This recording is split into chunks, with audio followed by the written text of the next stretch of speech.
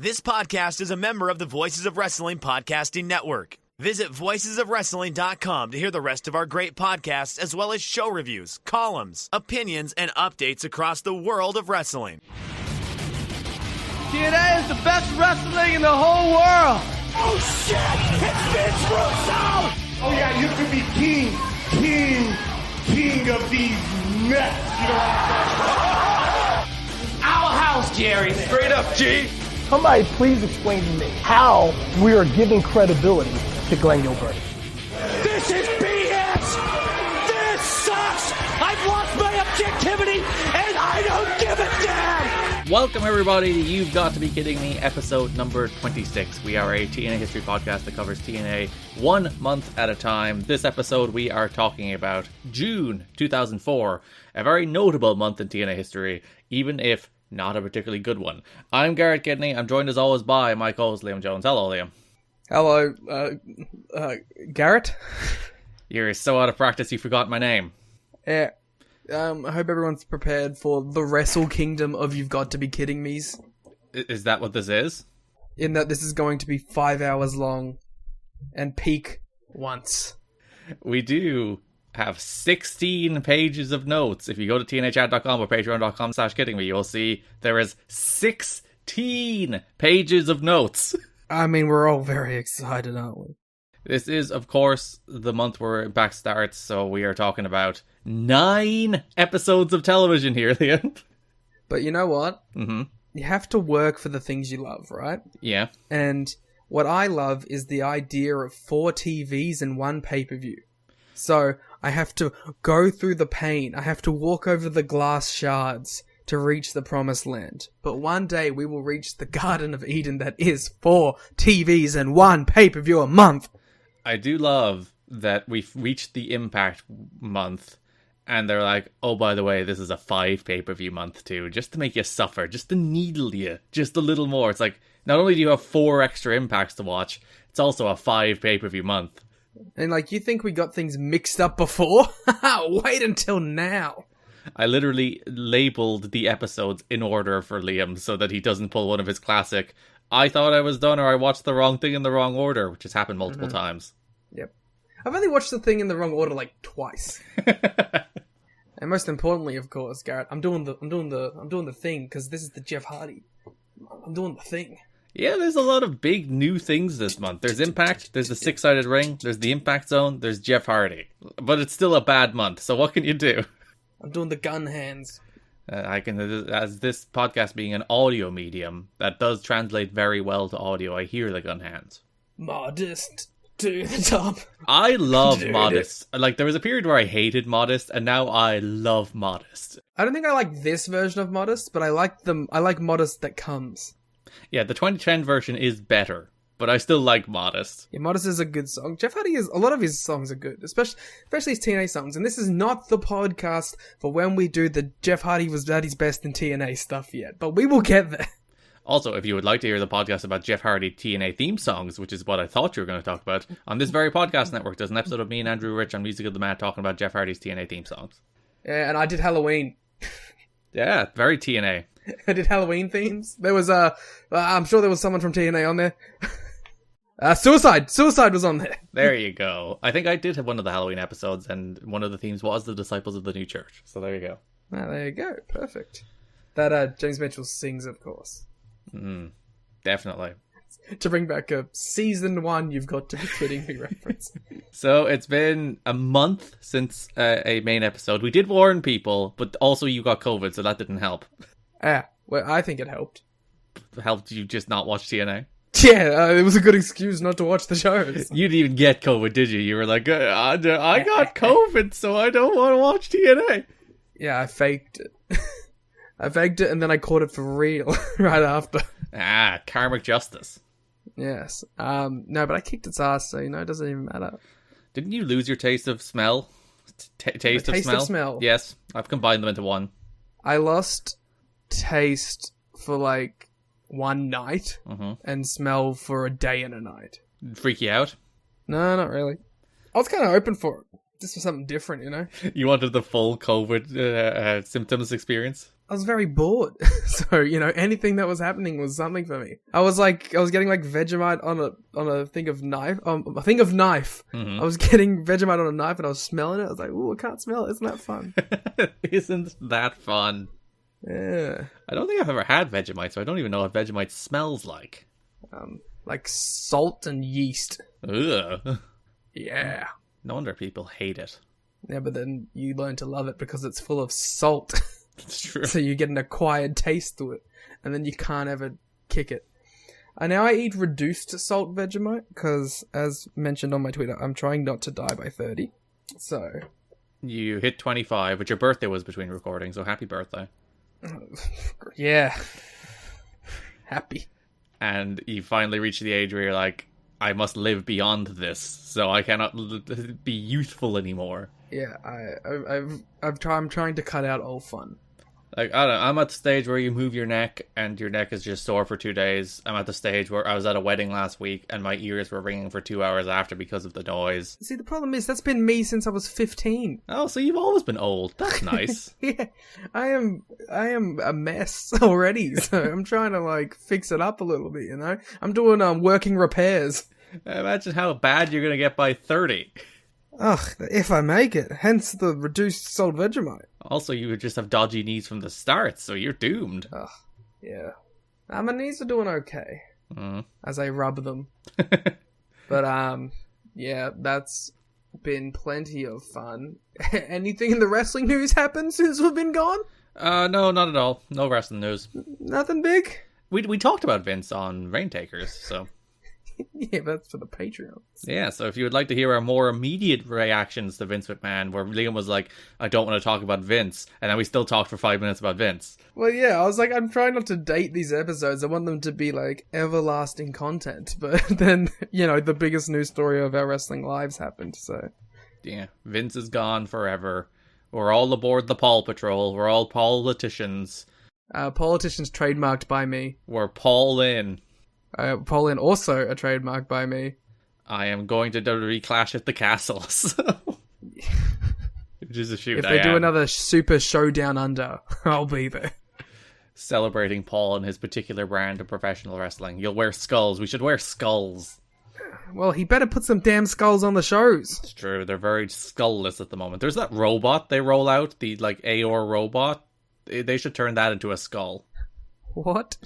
Have you never watched the start of Raw or SmackDown? They have a robot. No.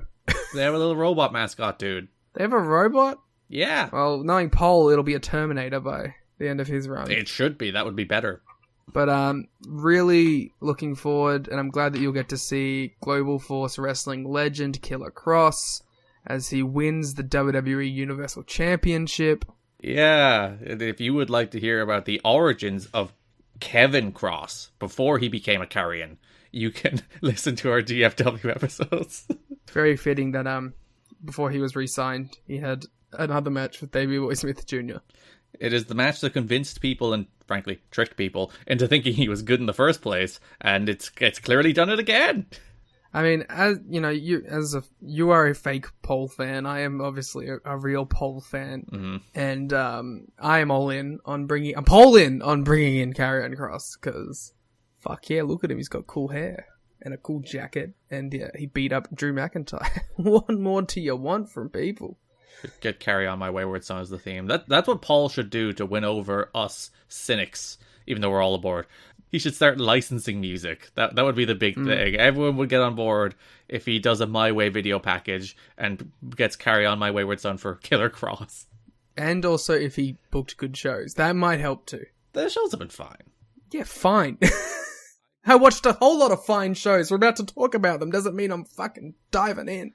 I didn't watch SmackDown, because I don't think I ever will watch SmackDown, but I watched Raw, and Raw was an easy watch. This is how you can tell I'm Poland, baby. Mm-hmm. For the first time in 4 years, I watched all the clips on the WWE YouTube channel. Whoa!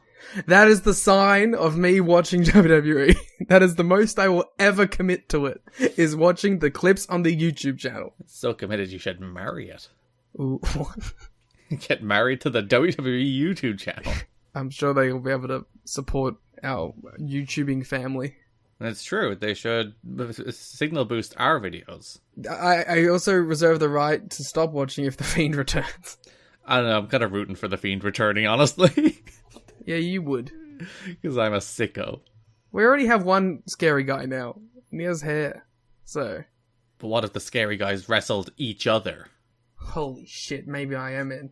Now that's a Clash at the Castle I'd pay to see. Oh no. No, if The Fiend's a Clash at the Castle, I'll be on board. You will hear one person screaming at the top of his lungs, and that will be me. Please don't pretend that the WWE fans aren't into The Fiend. No, they'll be all like gasping, and because The Fiend's a heel, they'll be like, boo, but then I'll be like losing my mind. It's like, woo, it's The Fiend! No, because that's like one of the 3 times they make noise is when the music hits, so. You make a good point. What if he just walks out? What if his music doesn't hit?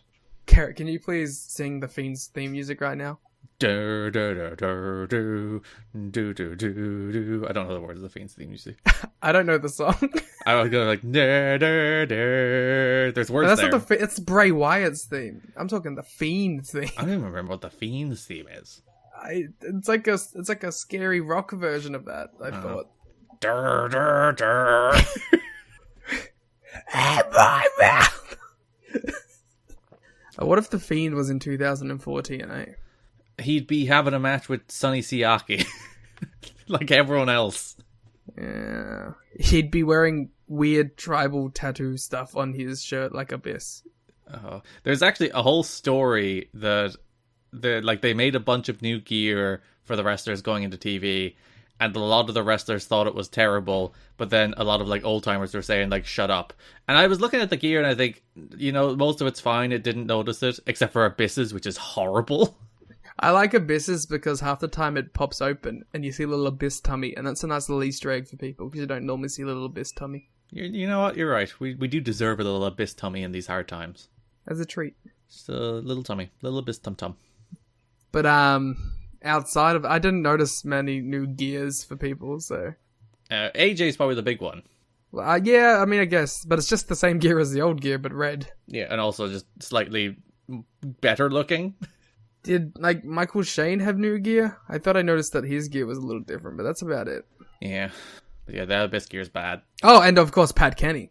Oh yeah, his big bash whites. Yeah, big pay-per-view whites, which he should be wearing every week. Symbolizing the white in the Irish flag. Mm-hmm. Most people go for the green. It's the obvious thing is to go for the green. He's like, there's white in this flag too, so I'm gonna wear white. Yeah. Is there anything else going on with you? I looked around my room as if to find something that was going on. To spark some inspiration?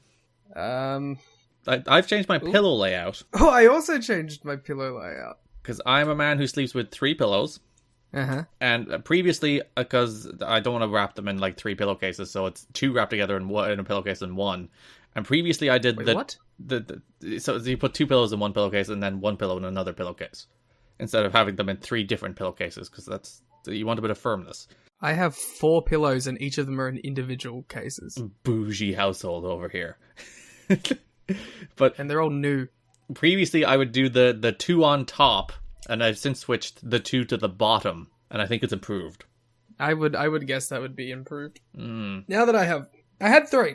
I'm on 4 now, 2 firm, 2 medium, and I formed them into like a V shape, where I put the two firm like in a V, and then I have 1 at the end under my head, and then like I can cuddle the other one or put it under my arm or like under my leg or something.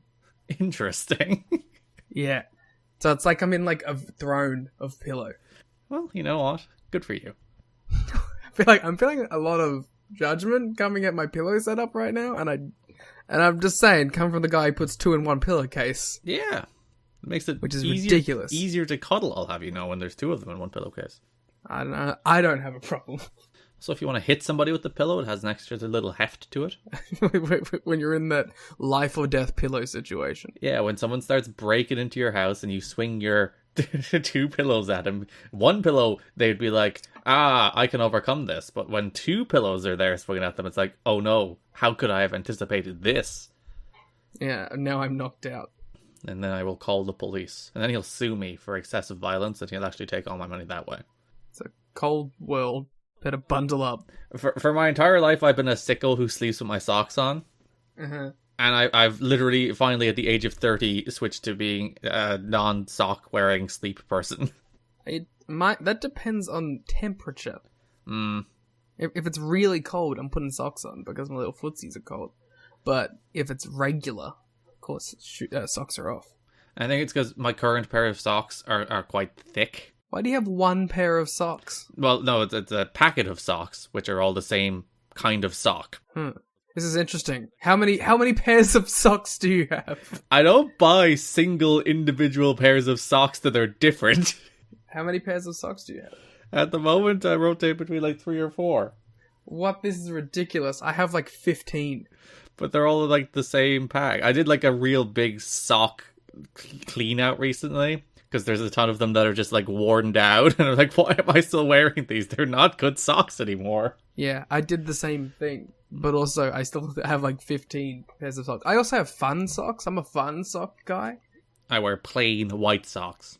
This is a stupid conversation. I've only recently adopted white socks. I was a navy socks guy because I went to a private school that forced us to wear navy socks, and it didn't ever like click in my head that wasn't like normal everyday sock color until like 5 years ago.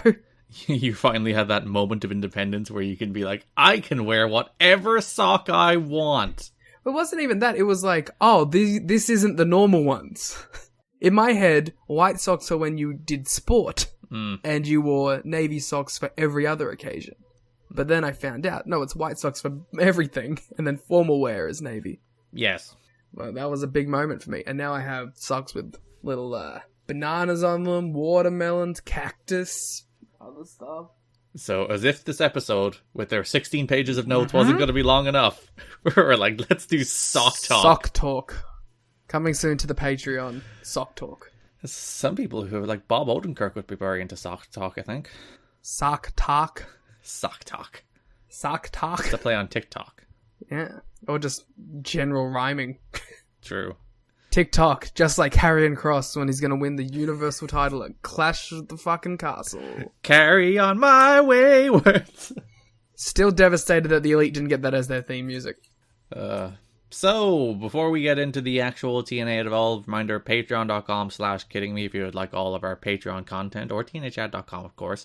We have a watch-along of the first show of the month with the debut of King of the Mountain. We have a watch-along of the first episode of iMPACT up, which is up there for free. So if you would like to test the watch-alongs, test the Patreon content, that watch-along of iMPACT episode number 1 is there free. We posted it like a couple of weeks ago as a make good for Liam getting COVID. And... It's a weird thing that I have to make good for. Yeah, you have to make it up for our audience that you're ill. From the most infectious thing that's ever plagued humanity. Well, maybe not ever plagued humanity, but recently, yes, sure. Oh yeah, can you name any other thing that's plagued humanity to this extent? This podcast, some would say, oh. Oh. Or, the other plagues. You can listen to our most recent episode of Rain Takers, which is covering Kazuna Road with a great Tanahashi against Tanaka main event for the IWGP heavyweight title.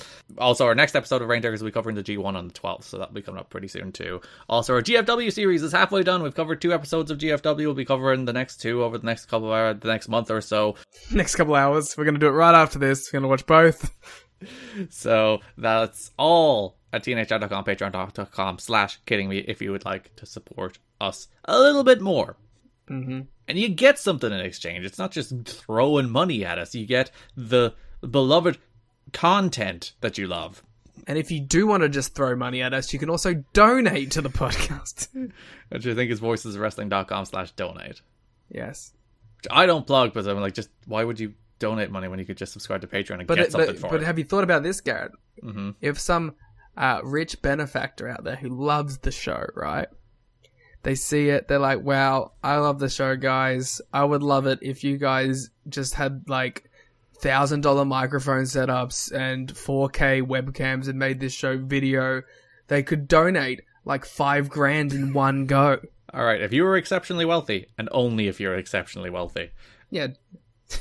If you're like us, don't do it. But if you have a lot of money, drop it on us. Throw $5,000 our way. Hey guys, I solemnly swear, if you donate $5,000 to this podcast, we will watch any show you want us to watch. We'll watch it with you if you give us $5,000. We'll fly to your house and sit there. No, that would take up most of the $5,000. And here's another deal for you. You donate $50,000. You can pay for us all to go to Japan and we can watch Wrestle Kingdom live in person. Wait, so if they give us $50,000, they also then have to pay for us to go to Japan, so it's like more on top of the $50,000. But then they'll be like our sponsor. I solemnly swear to everyone involved. We will laugh at your jokes and stuff. I mean, Garrett will, because he's nice. I'll probably try to marry you if you have $50,000 to throw away for that. Specifically to throw away toward you. No, then I know that I will be taken care of. So the big story, the main story from the month of June, the biggin, it is the debut of TNA Impact. What a show. And a show that still runs to this very day. Yeah, we're 900 episodes and 18 years in, and this show's still going. So it is, like, I don't know, it's not to say it's one of the most important moments in wrestling history, but it is one of the longest running pro wrestling television shows that is still running today. And here it is, the moment of Genesis. Aha. That's not this show, though. We'll get to that eventually. Yeah, I mean, I'm very excited for Impact, A, because it's like 40 minutes long, so that's really good, and B, it looks nice and looks like a top professional wrestling show. Yeah, so they've moved to the Impact Zone in Orlando, Florida. They have introduced the six-sided ring, which will be their ring going forward. Oh, thank God. Does it make a difference to you watching a six-sided ring? It makes such a difference to watching this show. It's just something about the general aesthetic of it. Like, before it kind of felt like I was watching this weird shindy with, like, random money put into it. Now it feels like I'm watching TNA. Yeah, so they have the Fox box at the top of the screen. Every match has a 10-minute time limit, except for title matches, which have a 30-minute time limit. If they go to a time limit draw, it will be decided by the week's celebrity judge, which is, frankly, usually Dusty Rhodes. Or Larry Zbyszko. It's Dusty or Larry Z. They did, like, the Impact Zone itself does look major league. It looks professional. They have a bit of pyro. They have the green lasers. They have the dual entrance tunnels on either side of the building.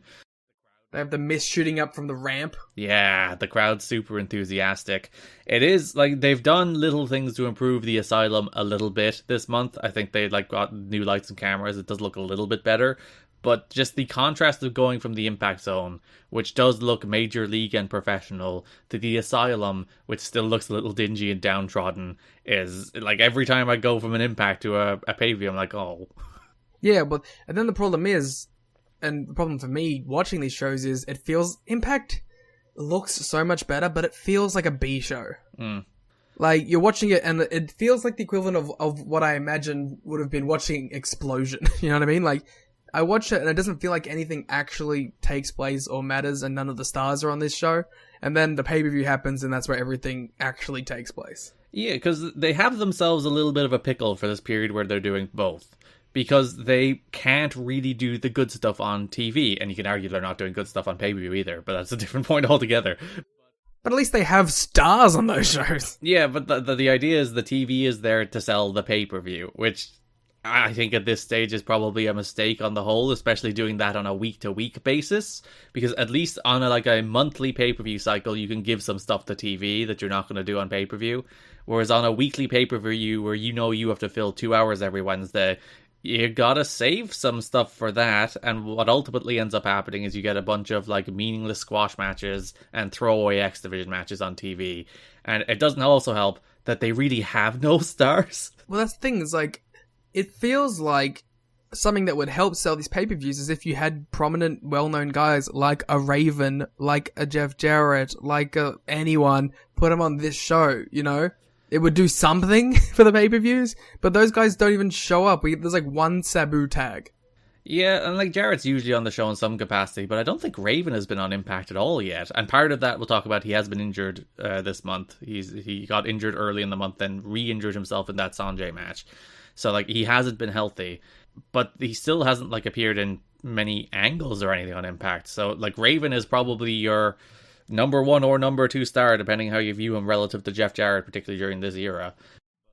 Or how you view him relevant to Jeff Hardy. Well, yeah, Jeff is obviously number one star, big guy, once he debuts toward the end of the month, but he's not there for the start of the month. But like, even something like, I get, like, you know, Jeff is a one that you give away on pay-per-view, but I don't know, I feel like having Jeff Hardy on your TV might do something for you. They will. They haven't signed Jeff yet, so... I know, but you had him.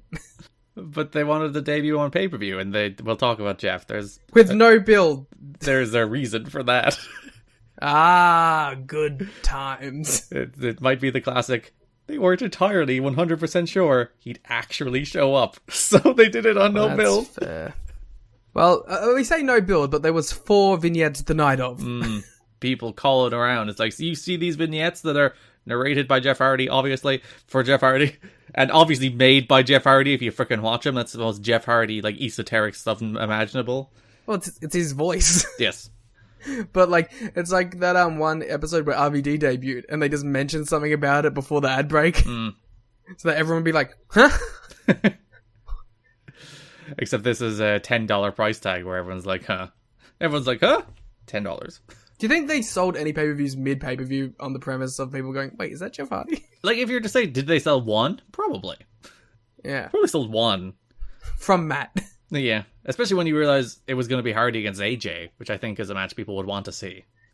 Yes. Which is a match I was excited to see. You know, it's very funny. There's a lot of, like, PW Torture, like, how could you give Jeff Hardy 7 minutes with AJ? It's like, what a burial of AJ that this WWE mid-carder comes in and gets 7 minutes. I was like, one, even in 2004, that I think that's off base. But when you look at, like, who Jeff Hardy is and who he became, that's such a stupid complaint.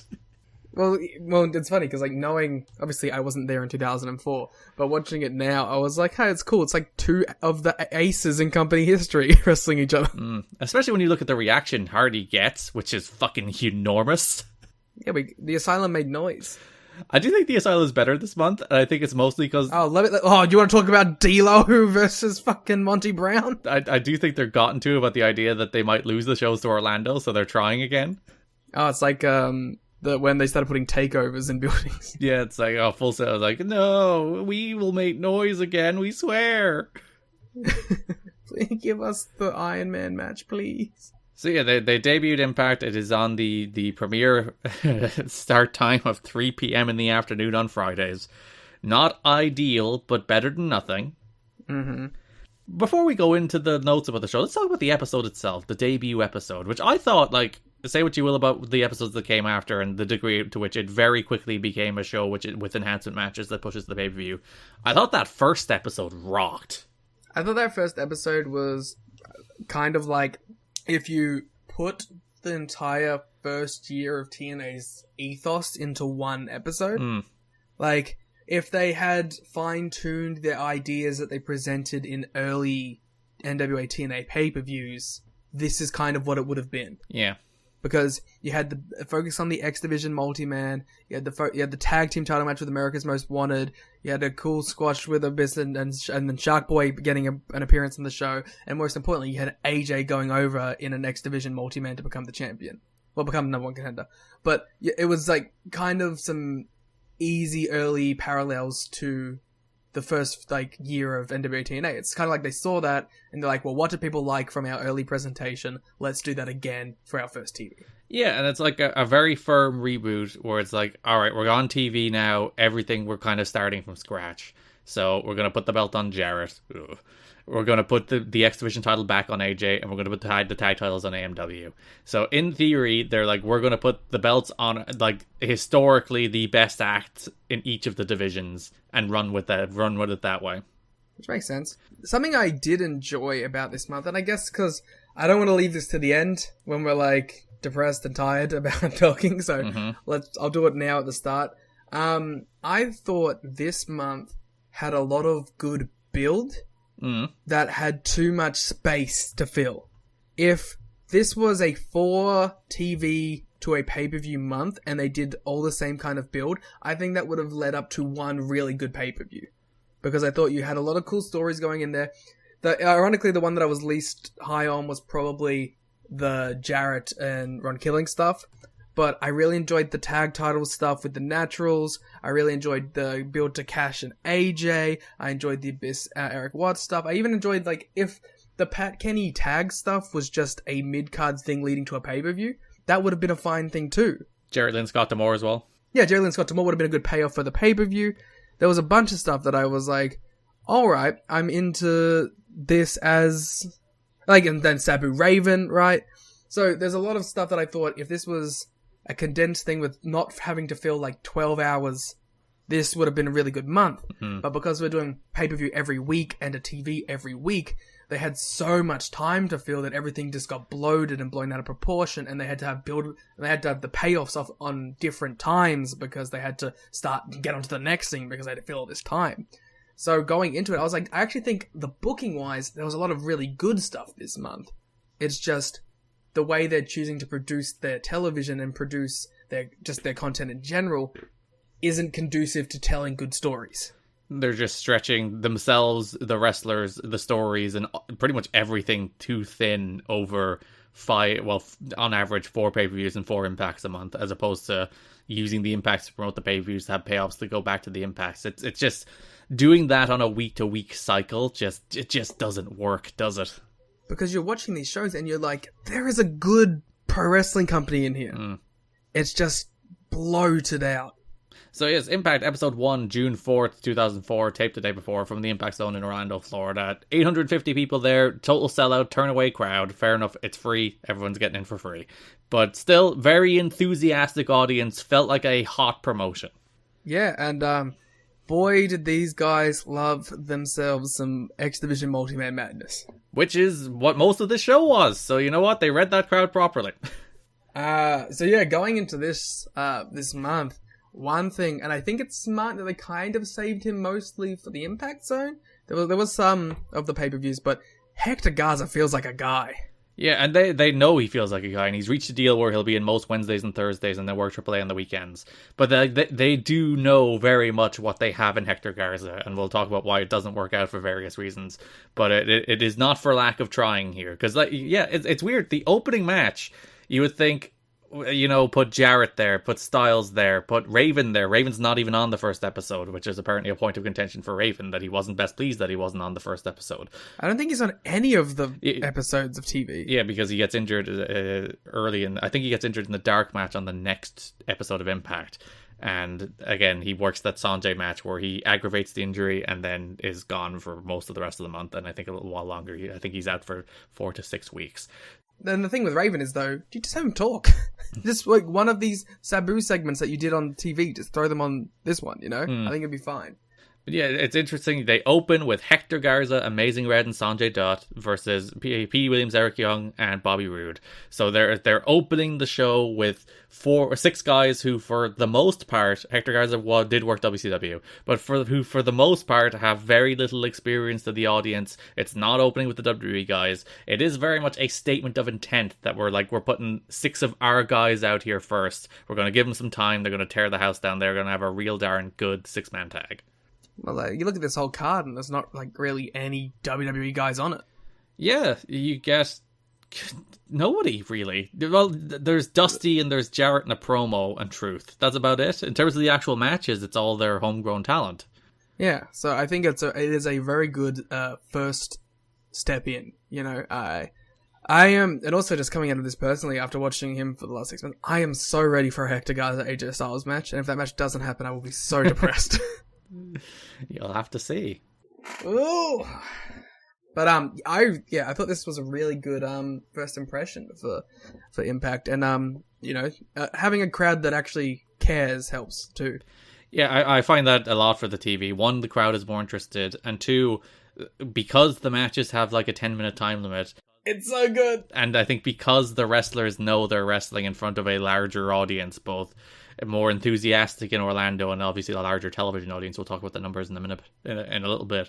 But because of that, I do think the wrestlers have a lot more urgency on Impact than they do on the pay-per-views. Oh, it also feels like, the pay-per-views are where all the big story beats happen, but this is where the better wrestling happens. And I think a part of that it's, the TV does feel more important, even though it's not treated to the same extent. by people's like performances and aesthetically, and just watching as a viewer, the TV looks and feels better. The wrestlers just seem more interested working the TV than they do working the pay-per-views. They're also probably more excited to be working in Florida. Anti-Nashville sentiment. Well, and also they've been in Nashville for 2 years now, just a new environment that's probably a big change of not change of pace, but a change of scenery probably just helps them feel more revitalized. And it's the first time, well, maybe not the first time, because the people who worked the very first TNA shows probably felt bigly, both the first ones in Nashville that were in the Municipal Auditorium and the first ones in Huntsville. But it's the first time in about 2 years that they probably go to work and it's like, oh, they see the big proper television studio with the lights and the pyro. It's like, oh, this actually feels like a major league television presentation as opposed to the Asylum, which is like, they can make it look relatively professional, but it's far from major league. Well, the big thing is, it feels like they've gone from indie to that next level above. Because there was some of those Asylum shows looked so indie. And not even like indie in like the cool way. Like in this is like your local indie. But now it feels big and important, and there's production behind it, and there's a crowd that's going off for it. Like a crowd that's got signs and is into it, that isn't just tnhad.com. Doing the first, I think, This Is Awesome chance in company history. Yeah, it was good all around. Everyone seemed to be having a lot more fun with the studio tapings. Yeah, so Hector Garza pinned Bobby Roode here with the tornado. Yeah, a fun little match here. I thought Team Canada would go over because they're such a pushed act at this point, but obviously they feel like they have something with Garza because they kind of do. Everyone's really into Garza. Yeah, and they put Red here, even though he's not pushed whatsoever. Yeah, I got some things about Red, but I'll save it till the last show. Red does have a dodgy month. Abyss defeated Shark Boy squash match, Black Hole Slam, then Popeye after the match consoled Shark Boy for his loss. I desperately want, they showed us a bit on some of the later episodes, but I desperately want more Popeye and Shark Boy hanging out at Universal Studios. Yeah, they're wandering around, they're going down slides, they're having a good time at Universal Studios. Shark Boy's like, I got a sweet gig with this right now. AEW should do this with Dark. They should have like Luther and Serpentico going around with whoever the current Universal Studios mascot is. Yeah, that's good. That's good stuff. AMW defeated Kid Cash and Dallas to become the NWA World Tag Team Champions for the 4th time. Yeah, it's good to have the tag team titles and the best act in the company. Yeah, putting them out front and center, doing a title change on the first episode to make it feel important, and going back to all of your kind of like 1A acts instead of some of the maybe like, actually there was nothing wrong with Cash and Dallas as tag champs. They're a good team and good wrestlers. I've enjoyed Cash and Dallas together, but it's, I like having AMW as the tag team champions. I'm not gonna lie. It just feels right, doesn't it? Well, also they better than anyone else. AMW can make matches that you weren't excited for on the mid card of shows exciting. Particularly perhaps against Monty Brown and Abyss. We'll talk about that in a minute. Mike Tenay introduced Dusty. They did, like, they went back to another classic TNA well, talking about tradition. Tradition. And later on they introduced someone who's offended at how New York's been treated, so... All of the classic TNA stories. Just no women in cages yet. So yeah, Dusty's talking about tradition. And Jarrett comes out, calls Dusty old and washed up. He just says he's going to take 5 paces and Dusty better be gone. Dusty was not gone. Slapped him with his hat, started punching him. Jarrett makes a comeback, grabs a guitar. Truth makes the save, but Truth's a giant dork, so he gets hit with the guitar instead of Dusty before Trill K makes the actual save. So, we aren't at the peak, but we are firmly in Jeff Jarrett chair shot wee whoop time. Like, this is what, when people think of Jeff Jarrett, this is what they think of. Yeah. And they managed to kind of toe the line early on and not be this, but now we are firmly in it. I think there will be a time where it gets to almost the point of parody, but right now it's just earnest, which I don't know if that makes it worse or better, but we haven't gone to, we get the joke. This is just them doing it, and it's, like, over the top. Although, there's a great payoff to it in the Truth match. Yeah, and it's the guitar is the story of the month, but we'll talk about that when we're doing broad topics. But yeah, it's particularly egregious here, I think, because, you know, Jarrett goes to hit Dusty, Truth makes the save, and that's the end of your segment, you know? Yeah. You're literally doing it just so Jarrett can have the last laugh and Truth will look like a nerd on your television debut. And we're hitting the second feud now. Maybe we should keep a tally as we go on. But this is the second Jarrett title feud where it feels like the only payoff worth having is him losing the title. Mm-hmm. But that isn't what happens. Not for a very long time. So we've had a first victim of not winning the title when they need to, Chris Harris. Mm-hmm. Second victim, Ron Killings. I'm sure we will see how this list progresses as we continue on. They did a feature on the X Division. Then we have the new backstage interviewer, Shane Douglas. We'll talk about that in a sec.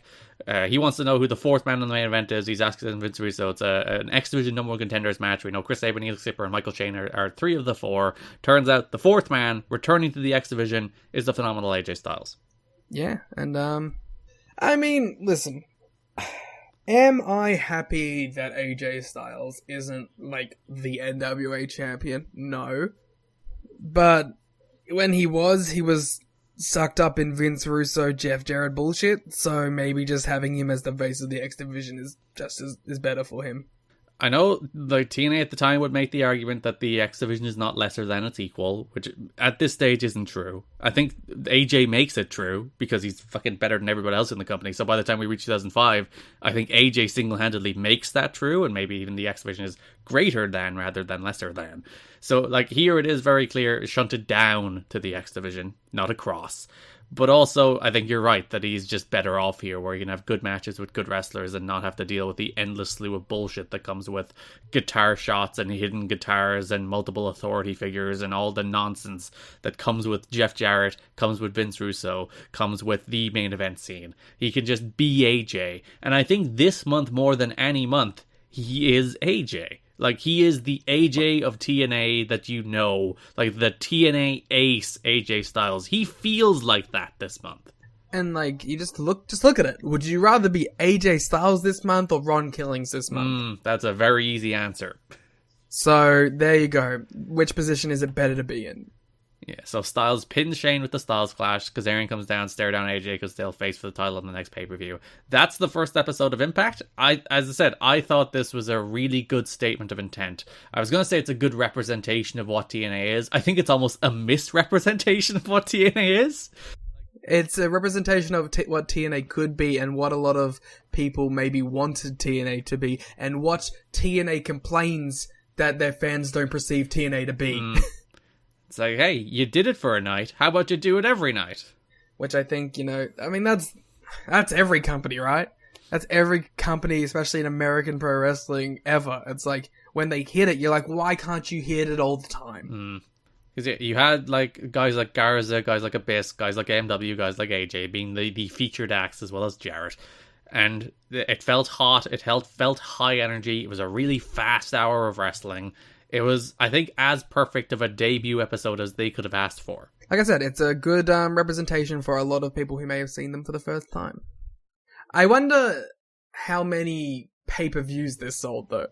Yeah, I would say not very many, and I think ultimately the answer is not very many. Yeah.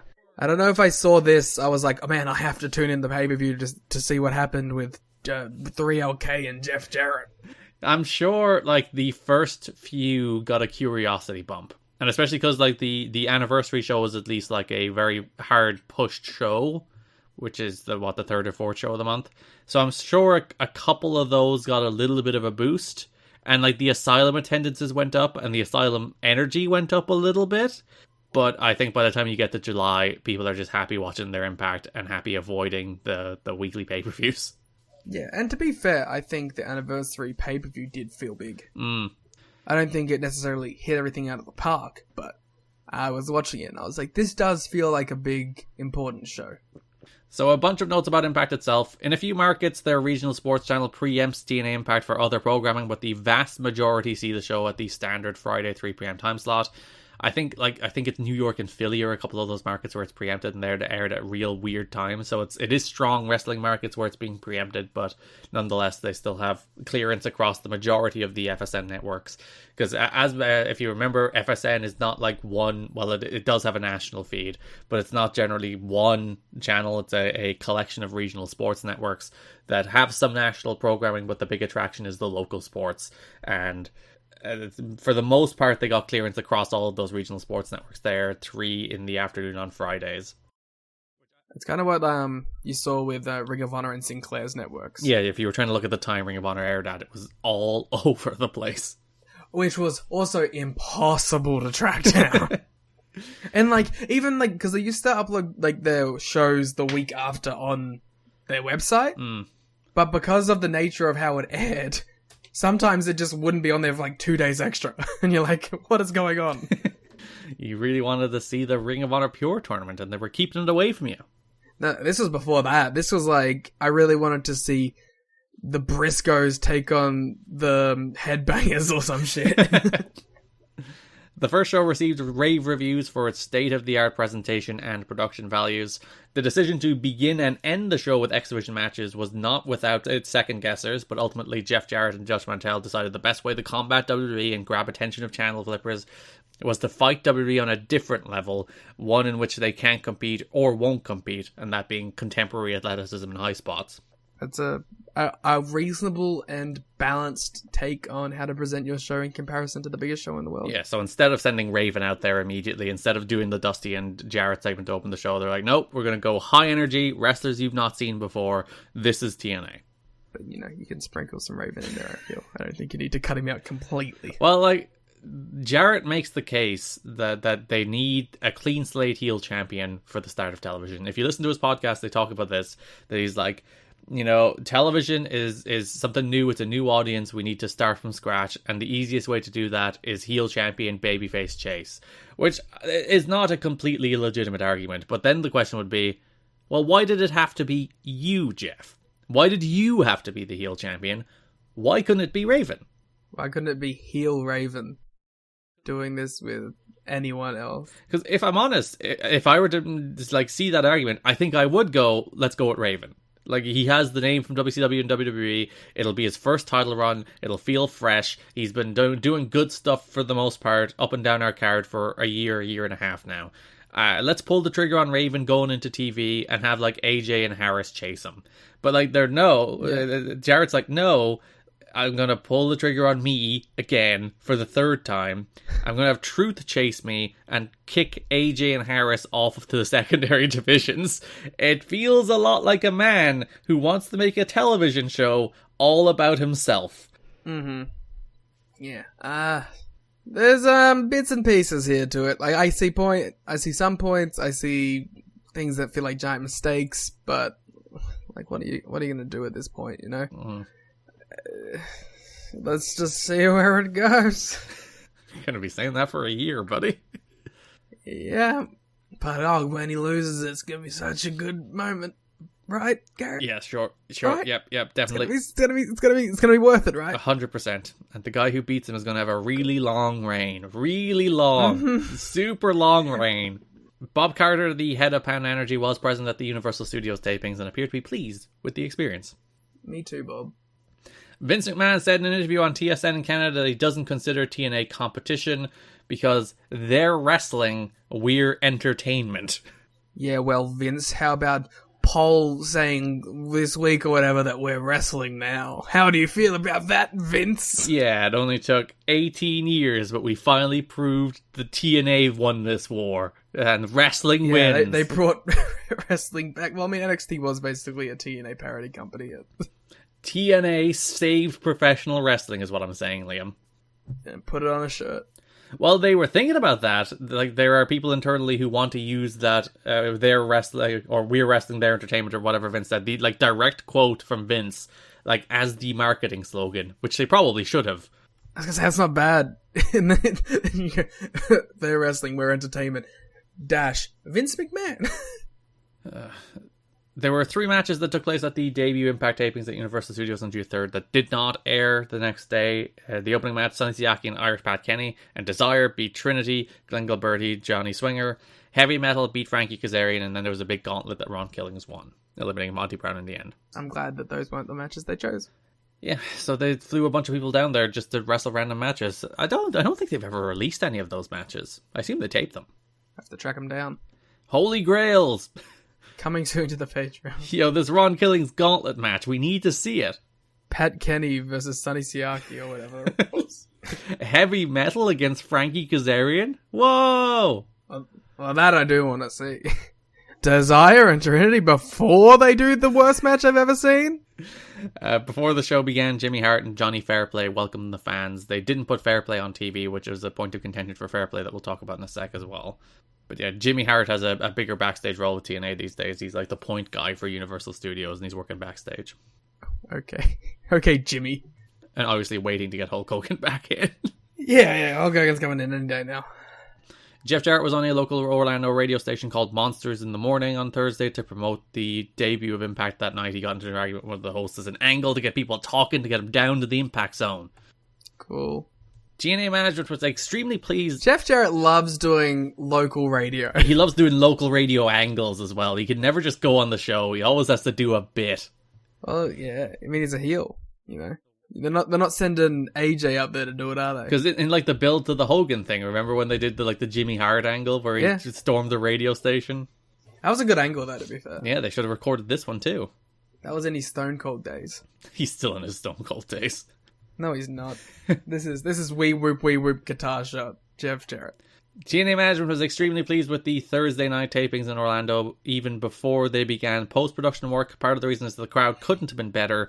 They were enthusiastic, many of them knew TNA's top wrestlers, and it was mostly teenage and 20-something guys, giving the crowd a more hip feel than the Nashville Fairgrounds where the pay-per-views take place. The key demo. Young men. Jerry Moore even remarked to the crowd that they were better looking than the Nashville crowd, and he'll take some heat for that. Well, it's fine. None of the Nashville crowd know how to work the computer anyway.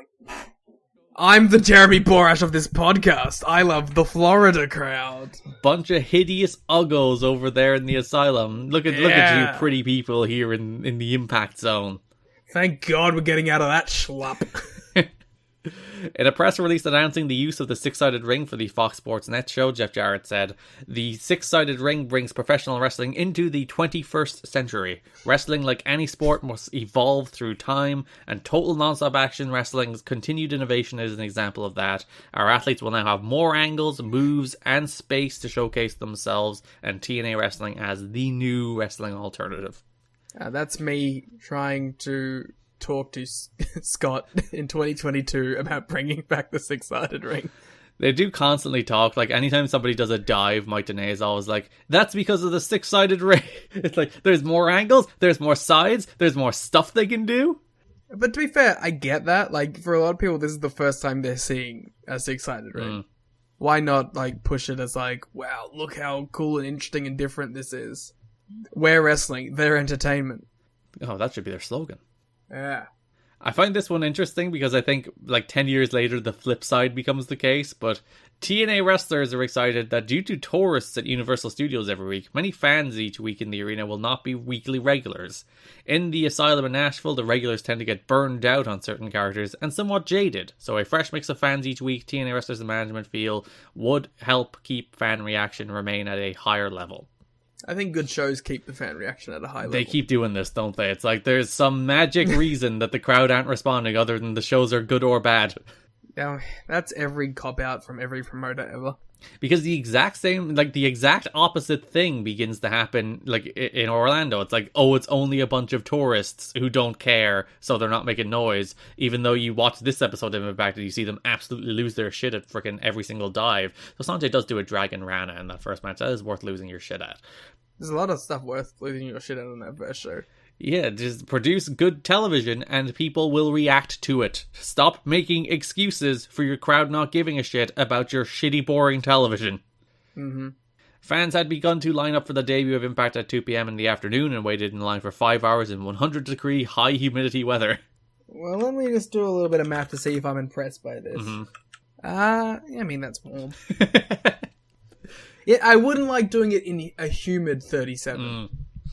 Oh, if it was a sunny 37, grow up, that's a great day. Let it be known, 37 degrees is warmer than it has ever been in Ireland. Ever. Trust me, we were discussing this heat wave that you're going through lately.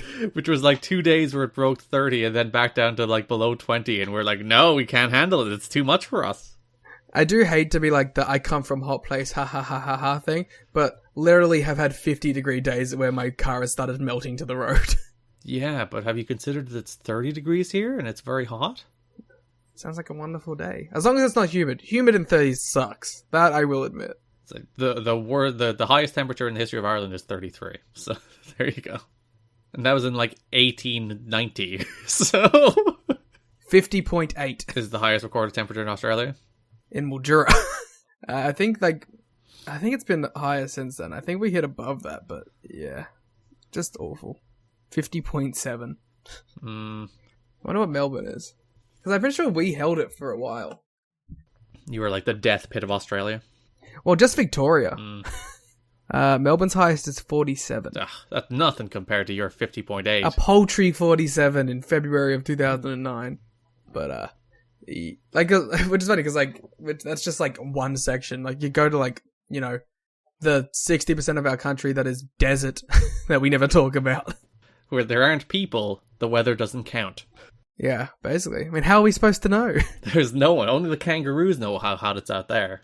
And the camels. There is concern among the wrestlers as to whether Impact viewers will accept the low-budget qualities of the pay-per-view events held in Nashville.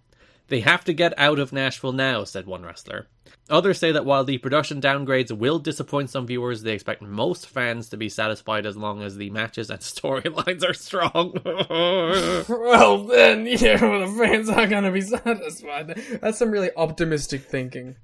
There has been some talk since the show that company officials were considering the idea of moving the pay-per-views to Orlando as well.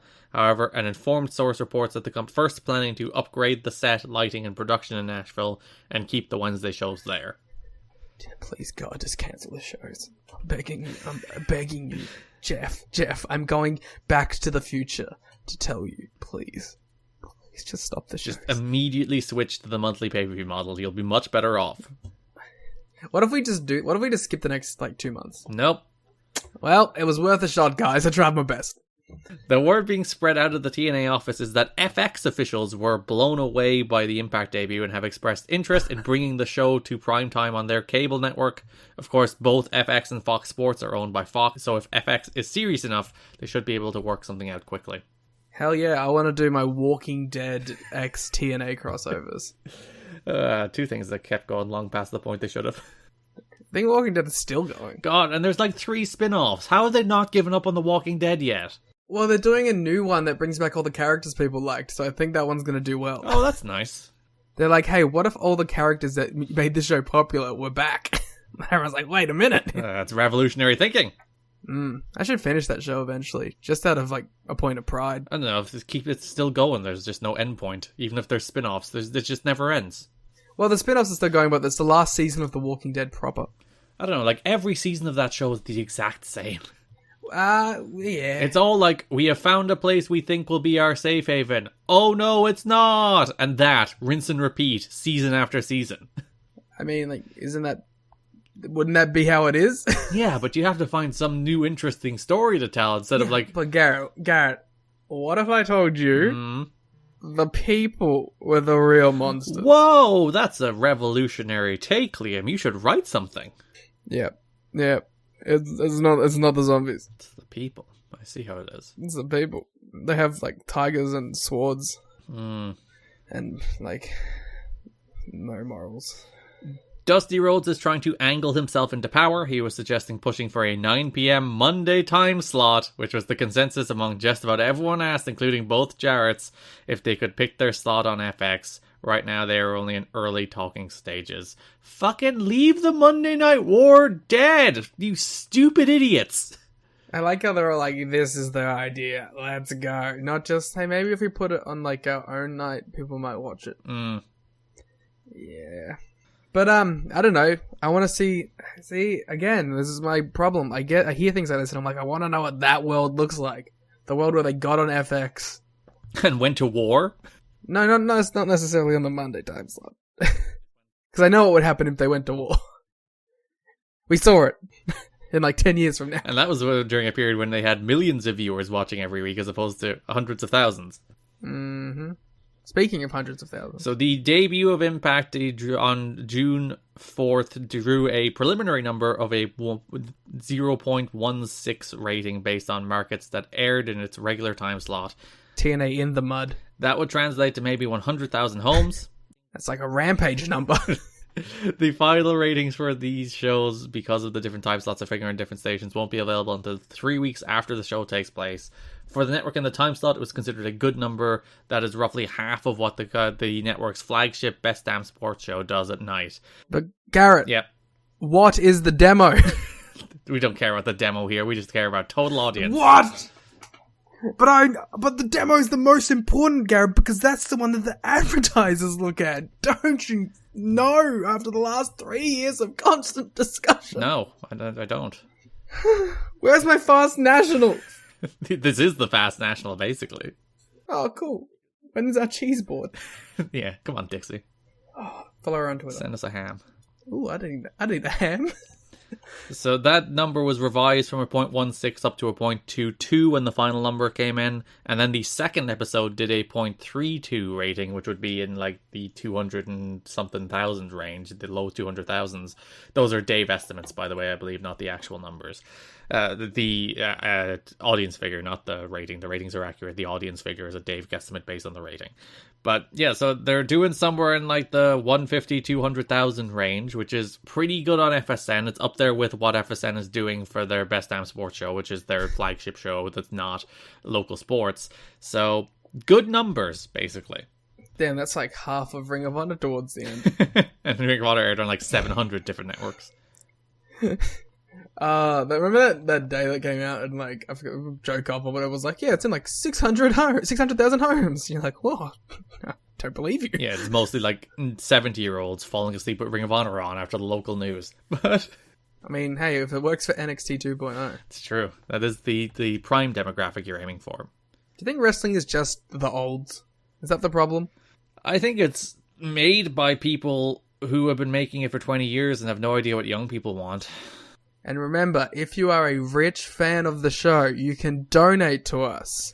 And for a small donation of $9.7 million, we will start up a promotion with you.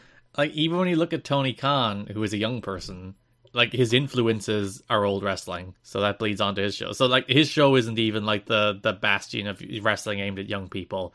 It's just wrestling. It's good wrestling, but it's still just wrestling. So there's nothing really in wrestling in the last 20 years that's like NXT 2.0 is trying in the obnoxious way, where it's like, we're gonna have Wade Barrett say simp every 15 seconds. It's like, it's lit. That's how do you do fellow kids wrestling. But yeah, there's no new wrestling for young people. One day maybe, huh? Well, in theory, that's what WWE is, right? They're the kid wrestling that graduate to the AEW, which is the teen and adult wrestling. Well, sure. I mean, in theory, it was Dragon Gate for like a decade. For US fans? Oh, no, I meant in general. I can't really think of anything else. Yeah. I can't say there's any promotion for the youths.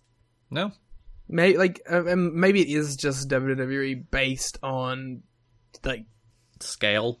Based on scale, yeah. Like, maybe, like, that is just how it is. But, you know, I also feel like this is a very weird tangent to go off on, but hey, we're doing a wrestling podcast. Let's talk about wrestling. I think that as WWE has become slightly more niche while keeping a lot of its global presence, that other wrestling has started to come with it. Like, nowadays, people who find WWE are very quick to find an AEW or a New Japan or Indies. You know what I mean? I think the crossover is more than there has been in a long, long time. Because now I have people who go up to me and they're like, oh, I used to watch WWE, but I saw this AEW thing. And I'm like, that's crazy to me. because I've only grown up ever in a world where, like, here people called wrestling WWE. Yeah. Like, they didn't say, you like wrestling. They say, oh, you like WWE. Like, and I feel like that perception has changed a lot recently. It helps when you have a strong number 2 competing. Well, yes. But I mean, like, I think this change has been in the air since, like, 2015. I don't think it's been at a peak, but I think it's been trending in this direction.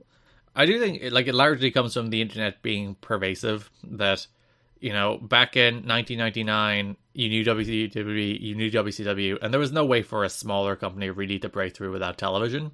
Whereas now, if you Google wrestling, you'll get like a smorgasbord of just tons of different wrestling companies. Or that was just harder to do. It was just harder to find out about other things in 1999.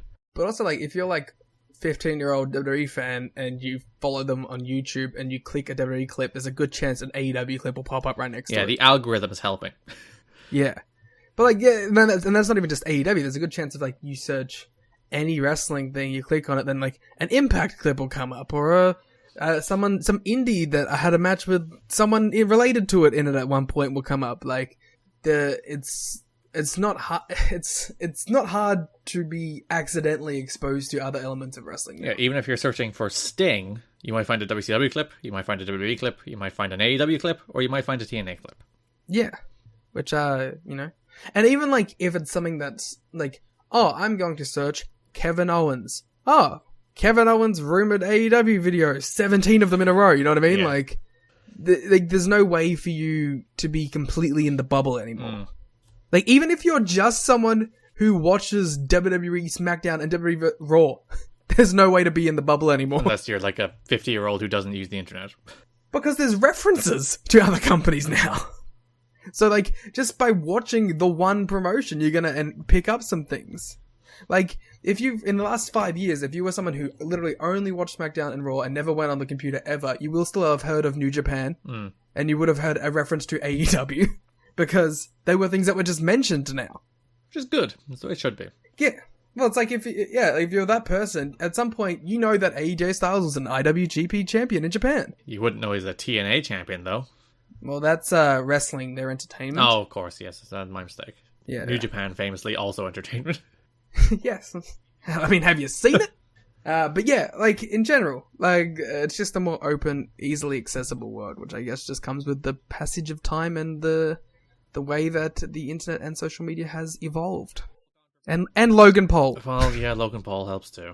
He's the man of the youth warrior. He's impulsive. God damn it. The Paul there is actually referring to Triple H, not Logan Paul. Ooh. Yeah, I'm a politician. A Logan politician. There was considerable controversy about Fair Play not being on the first TV show, and some regarding Raven as well. The feeling was that Fair Play put TNA over on the final Survivor episode and the company hasn't used him. The flip side is the feeling that he's not worthy as a performer because he gets so fidgety and nervous. He was openly complaining at the show and went to owner Bob Carter, who made a rare appearance at the show, not realizing that it hasn't done anyone any good to go over Jeff Jarrett's head because the Carters know that they don't know wrestling like the Jarretts and leave the talent decisions to them. So old Johnny Fairplay wants to get himself on television and just stuck his mouth in it. I mean, I don't blame him, but, like, isn't he, like, one of the few guys who are actually signed to a deal? Well, like, most of the wrestlers are signed to deals these days because of television, but yeah, they signed him to a deal, and he's not the show. Though, there's a vignette for him to debut at the very last show of the month, the last Impact. Yeah, so we will see how that goes. Yeah, so old Johnny Fairplay being out in the cold. He's put over TNA on Survivor. TNA's just using Johnny Fairplay for his clout, not willing to give Johnny Fairplay opportunities. I mean, yeah. Which should be how you do it, isn't it? Yeah, I mean, yes. That's how being a celebrity guy works, man. Shane Douglas has retired from wrestling and plans to work as an agent behind the scenes for TNA and a backstage interviewer. He appeared to be in great spirits in his new role behind the scenes last week. He always had a rep for being very open to giving advice and helping wrestlers walk through plans for their matches or interviews. He is said to be excited to focus his attention in that area. Jerry Lynn also worked as a backstage agent, but he will remain as an active wrestler. Yeah, I think those are two good minds to have behind the scenes. Obviously, Jerry Lynn still doing that to this day, not the active wrestling part, but being an agent backstage. Mm-hmm. Always a fun name and face that you see pop up on a Dynamite or a Rampage in a pull them off of each other segment. There was a funny note that Shane Douglas is especially happy because he just likes, he likes feeling wanted. Young wrestlers having to go up to him and ask his opinion on things. He's like, ooh, franchise, let me tell you. Well, that's always a common theme, right? Especially from the agents who left WWE to go to AEW. They're like, oh my god, I actually get to help. Apparently he plans to work some indies here and there, but yeah, he's done with wrestling on a mainstream level. And this is pretty much it. He does make a return in 2009 for a little angle with Daniels heading into Slammiversary. But this is pretty much the last time Shane Douglas would have been an active wrestler on a wrestling television show. I'm curious what Shane Douglas's last match was. Oh, he still does some indies here and there. Oh, he has worked a lot. Yeah. He's worked 12 times this year. The franchise is still going. This 2004 quote-unquote retirement, it did not stick. He's working at T-Mart Promotions, ECWA, AIW, ASW, IWR, PWM, BOTB, SWF... Oh, Jesus Christ. WCPBTW. That's a lot of initials. And MCW. And ICW No Holds Barred, of course. TK should bring in franchise. And do what? Put him with Titus Alexander. The future franchise. The new franchise. The new franchise. The new Neo franchise. One of the reasons Jerry Lynn is shifting to being an agent is because one of his shoulders is in really rough shape, plus at 41 he knows his time as an active worker is limited. He's clearly working really hard at being a great agent, says one TNA source. We'll see some more Jerry Lynn, but in August, basically, he's done for a long while. We won't see him for a year after that. And then of course, one night stand, baby. One night only, but sure. One night only, baby. I said it in... My brain had it right, but my mouth did it wrong. That's always the worst. He does return for a little run in 06-07, but yeah. We won't have much Jerry Lynn left. You know what? it's not off topic, it's about Jerry Lynn. But I love his last match at RVD. The one night only one or the one at Destination X 2011? The one night only one. You prefer to the Destination X one? I don't know. The Destination X one doesn't stick as well in my brain, but I definitely remember the one night only one. I really like that one. That's nice you got to do that match one more time.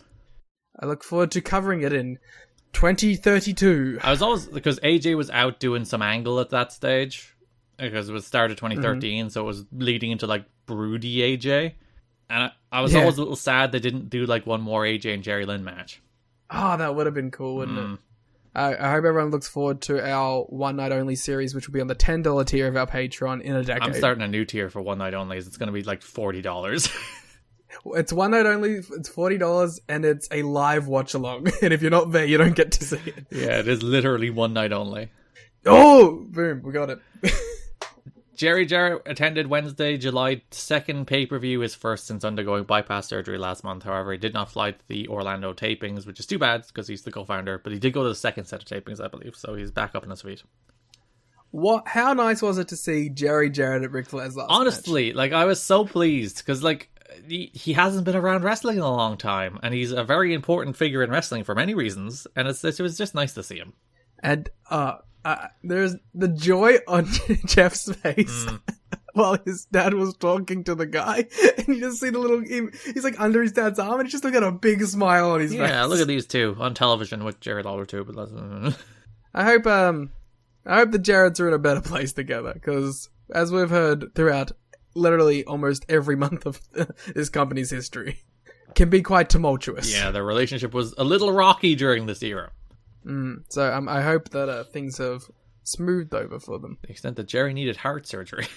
I don't think we can blame Jeff for that. Can't we? Listen, we're going to blame Jeff for a lot of things throughout the history of this podcast, so I don't think we need to put his father's heart on it. Blame Russo for that? Yes, so I can accept blaming Russo for that. The X Division is going to get a major renewed push in TNA, as management believes without big names to draw fans, the best way to create stars and stand out from WWE is to prominently feature the best athletes, especially as WWE continues to phase down or out the Cruiserweight division on SmackDown. Styles has been moved into the X Division, which he is thrilled about because he can have better matches. Styles is probably the TNA wrestler's most openly concerned with being matched against the wrestlers he can have standout matches with. He also is excited about being part of re-establishing the division as an equal to the heavyweight division. You read that line, that sentence to me, and I was like, Paul London, man, I miss you. Yeah, you made the wrong call, Paul. We're a politician, damn it. All pulls. Until you get to like 2006 and you have a cool tag team run, but that's like 2 years away from here. You could be the 1B in the X division. It could have been Joe, Styles, Daniels, London. Classic 4-way. Unbreakable 2005. The famous 5-star match featuring Paul London. Yeah, that would have been nice. Anyway, that was my cool way of getting you to the next one, which is Samoa Joe related. You see how I did that? I set you up for Samoa Joe. Thank you for being such a podcast professional. Mm-hmm. So in an interview with Torch Talk, Wade Keller asked about TNA to Samoa Joe. Keller's question... Do you want to read... You be Keller, I'll be Samoa Joe. Okay, so Wade Keller's question. Had the chance ever come up for you to work regularly for TNA? Is that something you had looked into, considering other guys are making extra money midweek each week? Actually, yeah! I had a tryout schedule, but there was some miscommunication on when I was supposed to be out there. That was way back when. There was also a miscommunication between me and TNA's Bill Behrens? Bill Behrens, I know you've said the name before. I think Bill for a long time thought I had heat with him over it because AJ used to tell me that Bill thinks I hate him. I didn't. It was just a misunderstanding, no big deal. That was the only offer I got. When I met Jarrett in Japan, he gave me the get in touch with me line and sent me an email asking how my Wednesday nights were looking. I said, they're pretty much open if you want to use me, but I never heard anything back, so that was the extent of my contact with TNA. Isn't it wild that he's like, yeah, I'm open to it, get in touch, and they didn't for like 2 years? Yeah. I mean... Especially since lately we've heard all the rumors of them being like, yeah, we want to fuck over Ring of Honor, let's get Joe. Yeah, and maybe that's the reason he ultimately didn't. Maybe he's like, listen, I'll work for you, but not exclusively. Yeah. Maybe that was a stumbling block. But listen, he's Samoa Joe, get him in the door! Especially like right now, he's like one of the best wrestlers of all time. But it's alright, we'll get him. Maybe we'll win in the end. Get fucked Ring of Honor. Yeah, I'm a TNA guy now, guys. Yeah, thank you. It's Impact has come around. The 6-sided ring is here. I am firmly planting my flag in the TNA guy soil. Get out of here, ROH. Yeah. Until, they come back. Really weekly TV, and then I'm back. The rumor backstage is that Diamond Dallas Page has been trying to get in through Eric Watts. Sources are betting against Page being hired as a full-time wrestler because Jarrett and Russo didn't care for him while they were all in WCW. One source even predicts that Raven would voice his displeasure with the possibility of Page being hired. Apparently, Raven and Page are no longer on good terms. Freudian slip there. Yeah. Everyone's not on good terms with Jarrett. Or Raven, to be honest. Raven ends up being Page's first program when he comes in, interestingly. Well, we'll look forward to that. You'll have to wait for a few more months, though. They fly by. So that's it. That's your news for the month. Let's move on to broad topics. That's the whole podcast, guys. And we won't talk about what happened on the shows. It's fine. God, so much scrolling. I was thinking the exact same thing as I was scrolling down. I was like, Jesus Christ. When you see all 9 of these shows laid out, one after another, TNAchat.com if you'd like to look at it. It's just, my God, there's so many shows. This is like one of the few times where I'm like, it might just be better to go show by show. No, there's way too many shows to go show by show. I'm not talking about every random X Division match. Oh, hell yeah, we're going to skip stuff? We're probably not skipping big stuff, but like, half of these X Division multi-mans, it's like, yep, there was a nice X Division multi-man. It was probably one of the better matches of the month. That's it. We can only talk about so many naturals attacking AMW segments. So, big story of the month is the feud between Jeff Jarrett and Ron Killings, which stems from the King of the Mountain match, which debuts on the June 2nd pay-per-view. Feels like a decade ago. We watched it about a month ago, so it does. Jeff Jarrett defeated Ron Killings, Chris Harris, AJ Styles, and Raven to win the NWA World title in the debut of King of the Mountain. You know, I enjoyed this match. Yep. I thought it was pretty fun. I don't think the concept is as complicated as people pretend it is. The bad faith argumenters of TNA. I think it's a fun match. Who would I be, right? To constantly complain about the lack of innovation in pro wrestling, and then to poo-poo an innovative idea. Because, ultimately, it's just a ladder match. Yeah. with some cool elimination stuff, some cool, like, you have to earn your right to put it up there. There's a cool box. What more could you want? You can do some spots off the box. AJ did a dive over the box. AJ was pushed off a ladder into the box. There was tables. There was ladders. Yeah, like, it is, at the end of the day, people always like, it's so convoluted, it's so confusing. But at the end of the day, it's a ladder match. Like, it's constructed as a ladder match. Like, you can't really go wrong because it's a ladder match. Telling you right now, I'd rather watch a King of the Mountain match than a regular ladder match. Yeah, you want penalty boxes. I want anything. I'm so sick of, like, the same 4 stipulations. And, like, they do a fun thing where Jarrett and Raven are in the penalty box, and they're like, oh, these two are going to explode in the penalty box, but they actually hatch schemes in the penalty box together. Yeah, I am a big fan of the penalty box lore. Mm-hmm. Whenever people go in there, I like it when people get locked in at the same time and they beat each other up in there. I don't know, I think it adds some extra tension. You can do cool things with, like, someone's about to win and then someone's still locked in the box, but they're the only fresh person who could actually go out and get them. Yeah, or, like, the rest aren't eligible or something, yeah. Yeah, I am a fan of King of the Mountain. Yeah, big King of the Mountain defender, yeah. Can't wait for it to have a title. So there was interviews throughout the show with all the people who were in it, which mostly was an excuse for Scott Hudson to explain the rules over and over. Do you think the reason people think the rules are so complicated are because they insisted on constantly explaining the rules, and if they just did it once, people would have got it? And like to explain the rules, it does usually take about 40 seconds. So it's just like Scott Hudson looking at the camera being like, all right, so you climb the ladder, you hang the belt, but in order to hang the belt or climb the ladder and hang the belt, you have to score a pinfall submission. If you score a pinfall submission, you go to the penalty box.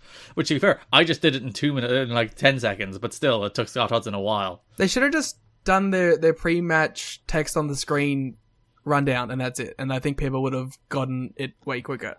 As I said last month, I think all they ever needed was an on-screen display to tell you who's eligible, and that solves the entire problem. Because I think that's the only thing people lose track of. Yeah, I think I have no problem with this match type or with this execution of the match. So AJ was pushed off a ladder into the penalty box. Harris and Raven were pushed off ladders into tables. Truth started to climb. He was the only one left because Jarrett was in the box, but Jarrett got out, grabbed a guitar, hit Truth with a guitar. The hook fell down, so he had to re-hang the hook and then hang the belt, and then he became the new... He double won. He is the double champion. The new NWA World Champion for a third time is the King of the Mountain, Jeff Jarrett. And the last time. He'll never win it again. It's fine.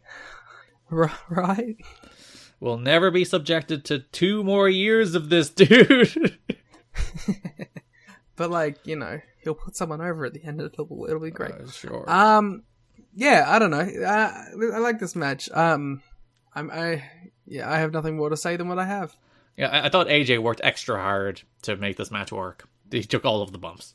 AJ worked extra hard to make this work should have been the tagline for TNA. He really, yes, it is. AJ did work extra hard to make this work. And like this is notable, it's the last time Harris is in the heavyweight division full stop, and it's the last time Styles is in the heavyweight division for about a year. Yep. So both are all back to doing their mid-card divisions while Jeff Jarrett gets to play world champion by himself. Listen, I get why like you dislike it, but I also get AMW tag champs AJ Styles running the X division when going to television. Ultimately, I probably agree with it, but I still like if they went with someone other than you just wanted Ron Killings to win this. I wanted Raven to win this, honestly, but yeah, one of the other two.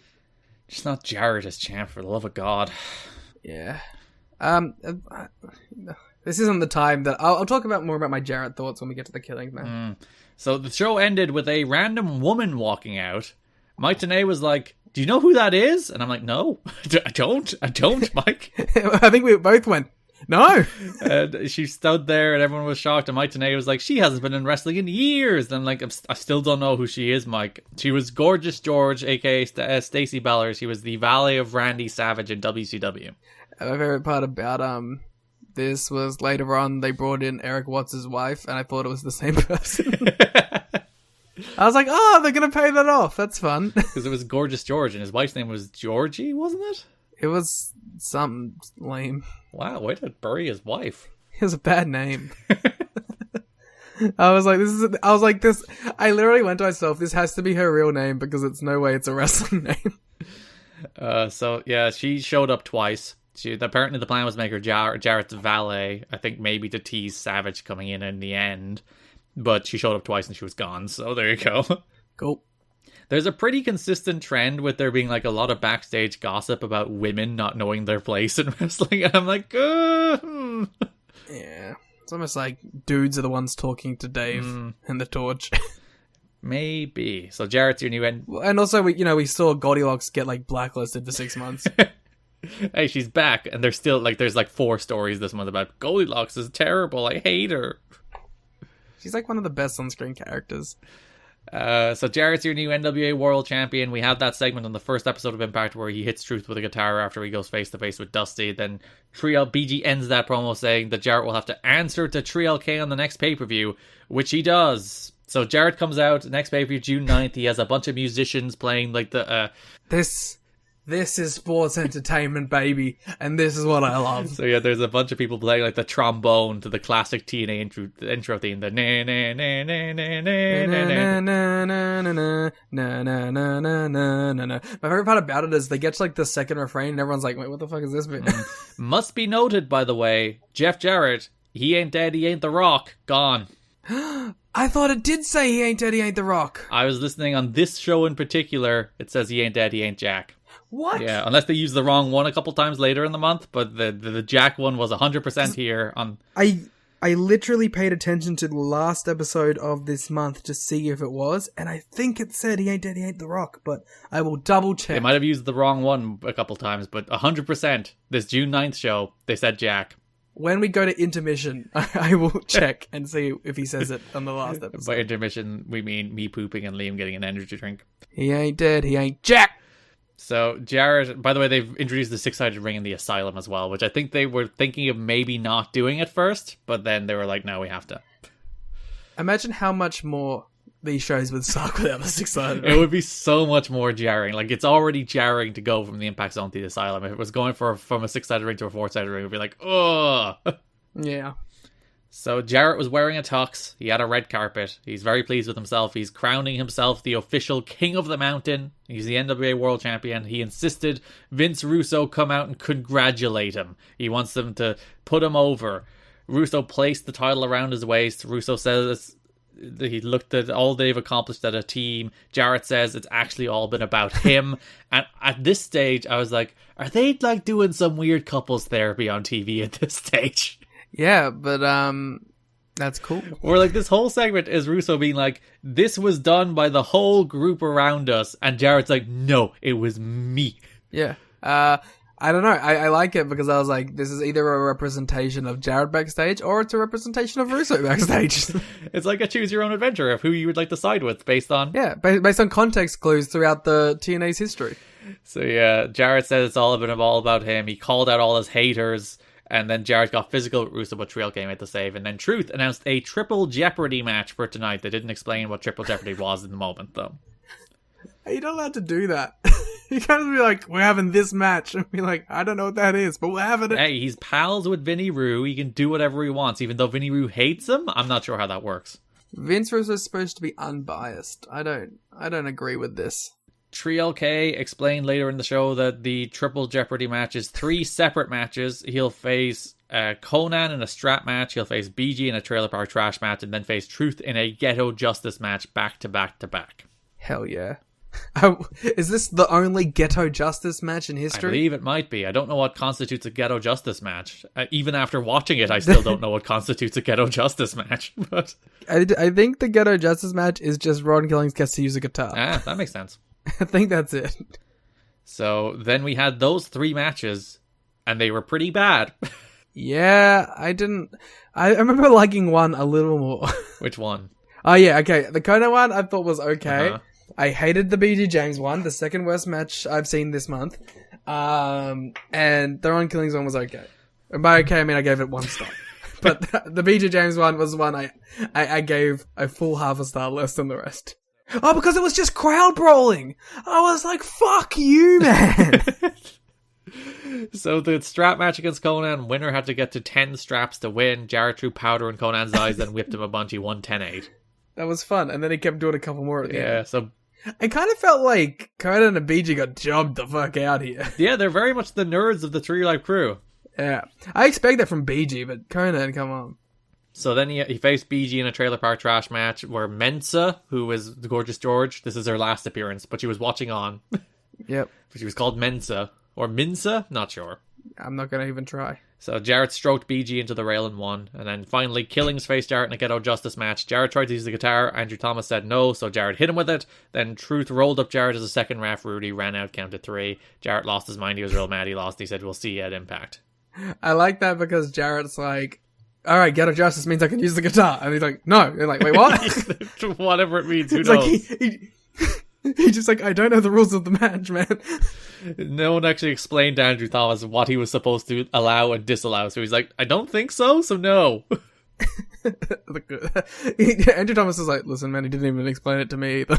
I'm just gonna call it as a shoot. I think in the promo they cut before, Truth was like, you're gonna find out when I'm out there. We never did. We'll never know what a Ghetto Justice match is. I think it's Truth is allowed to use weapons and Jeff isn't. It's one of the deep mysteries of TNA wrestling. One of the questions that will linger forever. What exactly is a Ghetto Justice match? When our mysterious benefactor gives us the 9.7 million, we will run a Ghetto Justice match. And finally define the rules? No. So on Impact, 3 Live Crew defeat David Young and the Naturals. Truth pinned Young with an axe kick. Oh yeah, I forgot about that. There was a story here, but there's a lot of matches. I think I counted 45 matches this month, so don't worry if you don't remember some of them. Yeah, David Young, he loses a lot. He is on a losing streak. There was a story here about that, how the Naturals didn't like doing a job to 3LK because they're in a feud with AMW, and they tried to come up with like a way to lose differently, where they like accidentally hit each other, so they'd have somewhat of an out for losing, and Jarrett like chewed him out for not wanting to do a job. But no, like they still were willing to do the job. They just wanted to do it in a way that might protect them a little, and Jarrett was like, "How dare you!" Also, David Young's on that team. Yeah, who did take the fall. Yeah, I mean, they are in a feud with the tag champs. So Jarrett comes out, he's about to say something about Wednesday on the pay-per-view, when Dusty interrupts, says Jarrett will defend the NWA World title against Ron Killings on the anniversary show on June 23rd. Then Truth said he's going to knock Jarrett off the mountain, before Jarrett promised a public execution on the pay-per-view. In a way, that's exactly what we saw. Yeah, so we had Jeff Jarrett's Elite Guard, his new pack of goons. The elite I did cut a clip of Jeremy Walsh introducing the Elite Guard, where he left long enough of a pause. He's like, introducing first, the Elite Guard. Yeah, I think for this month's podcast title, right? Mm-hmm. We should do a classic flagship style, just put the main things in it, so we can have like Jeff Hardy, Six Sides, Impact Zone, the Elite. Sure, that is going to be the episode title. Jeff Hardy, Six Sides, Impact Zone Elite. Yeah, and whatever more we can think of. So yeah, 3 Live Crew face the Elite Guard. If you wonder who the Elite Guard are, they're Onyx, Chad Collier, and the debuting Hot Stuff Hernandez. Yes, that Hernandez. I like Chad Collier and Hot Stuff Hernandez. And Onyx is a good Pokemon. It's true. So this is the greatest trio of all time. Well, actually, I'm lying. Onyx is a historically terrible Pokemon, but I love the design. So, like, the Elite Guard, they're doing this, like, military mercenary act. So they're, like, running around the ring in, like, formation. I just can't believe Kenny and the Bucks debuted like this. Don West on commentary begins to point out how if you look at 3 Live Crew and you look at the Elite Guard, they have a very similar ethnic composition. It's like they have a black guy, they have a white guy, and they have a Mexican guy. And see, like, I can't even get mad at Mike, because before he said it, I thought the same thing. I was like, is that intentional? It's like mirror images here. They start doing doink spots. So mostly it was a brawl around the building, but Killings and Hernandez did a little match in the ring while the other 4 brawled around the building. Truth won with an axe kick. Jarrett tried to hit Truth with a guitar after the match, but Truth turned it around. Elite Guard jumped Truth. Jarrett hit a stroke and was going to guitar Truth, but then Russo ran out, tapped Jarrett in like the shoulder. Jarrett swiveled the hips, smashed Russo with the guitar. Russo was bleeding, busted open, in horrible shape. That was a really good guitar shot. You just enjoy seeing Vince Russo get El Kabong down, don't you? No. You know what my first thought was? I was watching this and I was like, what if like Jarrett just like twisted his wrist and then just hit him with the hard bit? Just to like rub it in, just out of sheer spite. Yeah, I was like, how much would that fuck him up? Because then I started thinking of the times where Jarrett, like, hit people with a non-gimmick guitar. Yeah. And he, like, just kills them. Should have done it to Russo here. And then I was thinking about, like, if I ever get to direct a movie, I want to do a guitar shot really badly. Oh, they should have more, like, guitar shots in action movies. It would rock. Right? And then, like, I know that you could do the Jarrett, like, exploding guitar, but I want to do it with, like, the non-worked one. I want to see if you can recreate that with the big bonk and, like, it just crushes the guitar inwards. I don't think stuntmen and actors would appreciate you being like, what if we use the non-prop guitar? We'll find a way. This is my vision. So it was fake blood used for Russo to sell the guitar shot. Russo is apparently not particularly pleased with this feud with Jarrett. He thinks it sucks, but listen, Jarrett wants it, so Jarrett gets it. I agree, Vince. Vinny Roo, his vision is just being held back. I can relate, Vince. These actors and these stuntmen don't want to shoot guitar shots. So Russo taken away in an ambulance, and then end of the show, Hudson has Jarrett. Jarrett said that Russo has no business in the ring, was in the wrong place at the wrong time, and he'll face Killings next week. Mm-hmm. Next episode of Impact, Mike today mentions that Russo broke his nose from Jarrett's guitar shot. I like the makeup work on Russo for the rest of the month. It's pretty convincing, to be fair, isn't it? Yeah, I learned how to do bruise makeup, and I have to admit, he doesn't use one tactic I was told is that you should put a lot of yellow in it. Yeah, because that's because like you go directly to like purples and stuff. That's just not how bruises actually end up looking. But he went all with the purple, but I still thought it looked good. Yeah. So main event of this episode of Impact, which was the point at which it was like, oh, this company has no stars, where it's like the main event is Killings and Eric Young, and I'm like, for like 2004 TNA, that's perfectly fine, but also for a pro wrestling television show, that's not a main event. Yeah, I would love to have seen the quarter hours, or I guess the 5-minute hours. So Dusty's on commentary here. Jerry Lynn chased Scott D'Amore away from ringside. We'll talk about the Lynn and D'Amore stuff in a minute. Killings won with the axe kick. Jarrett came out after the match. He's still in his tux. He's in his tux on every segment in these shows. I like that the tux gets more disheveled as the month goes. Yeah, do you think he's washing this tux between shows? Yeah.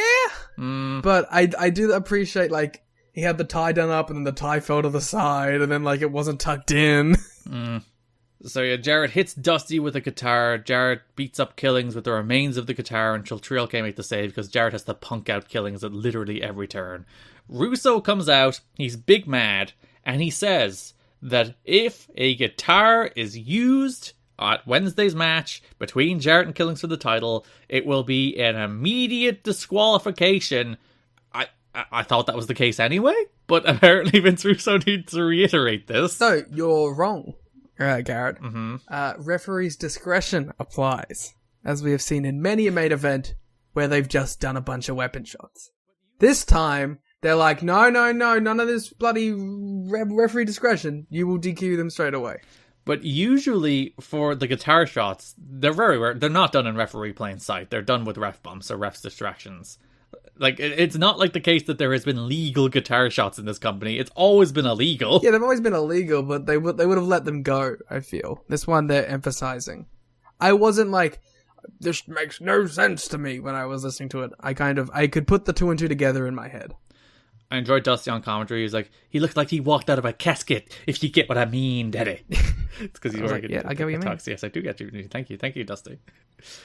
Jarrett punked out Truth one more time as they went off the air as well, because Lord knows Truth can never get anything in. It was a very good guitar shot on Dusty too. What can I say? We hit him with the guitar. I love it every time. So, main event of the second anniversary show is Jeff Jarrett versus Ron the Truth Killings for the NWA World title. Before the match starts, Russo comes to the ring with Mike Posey and starts searching for guitars. Yeah, so I feel like you're going to be dumb and lame and hate this match. I am, but I'm also going to say I don't think they went far enough. I think they should have found fucking 50 guitars. Yes. All right, we're on the same page there.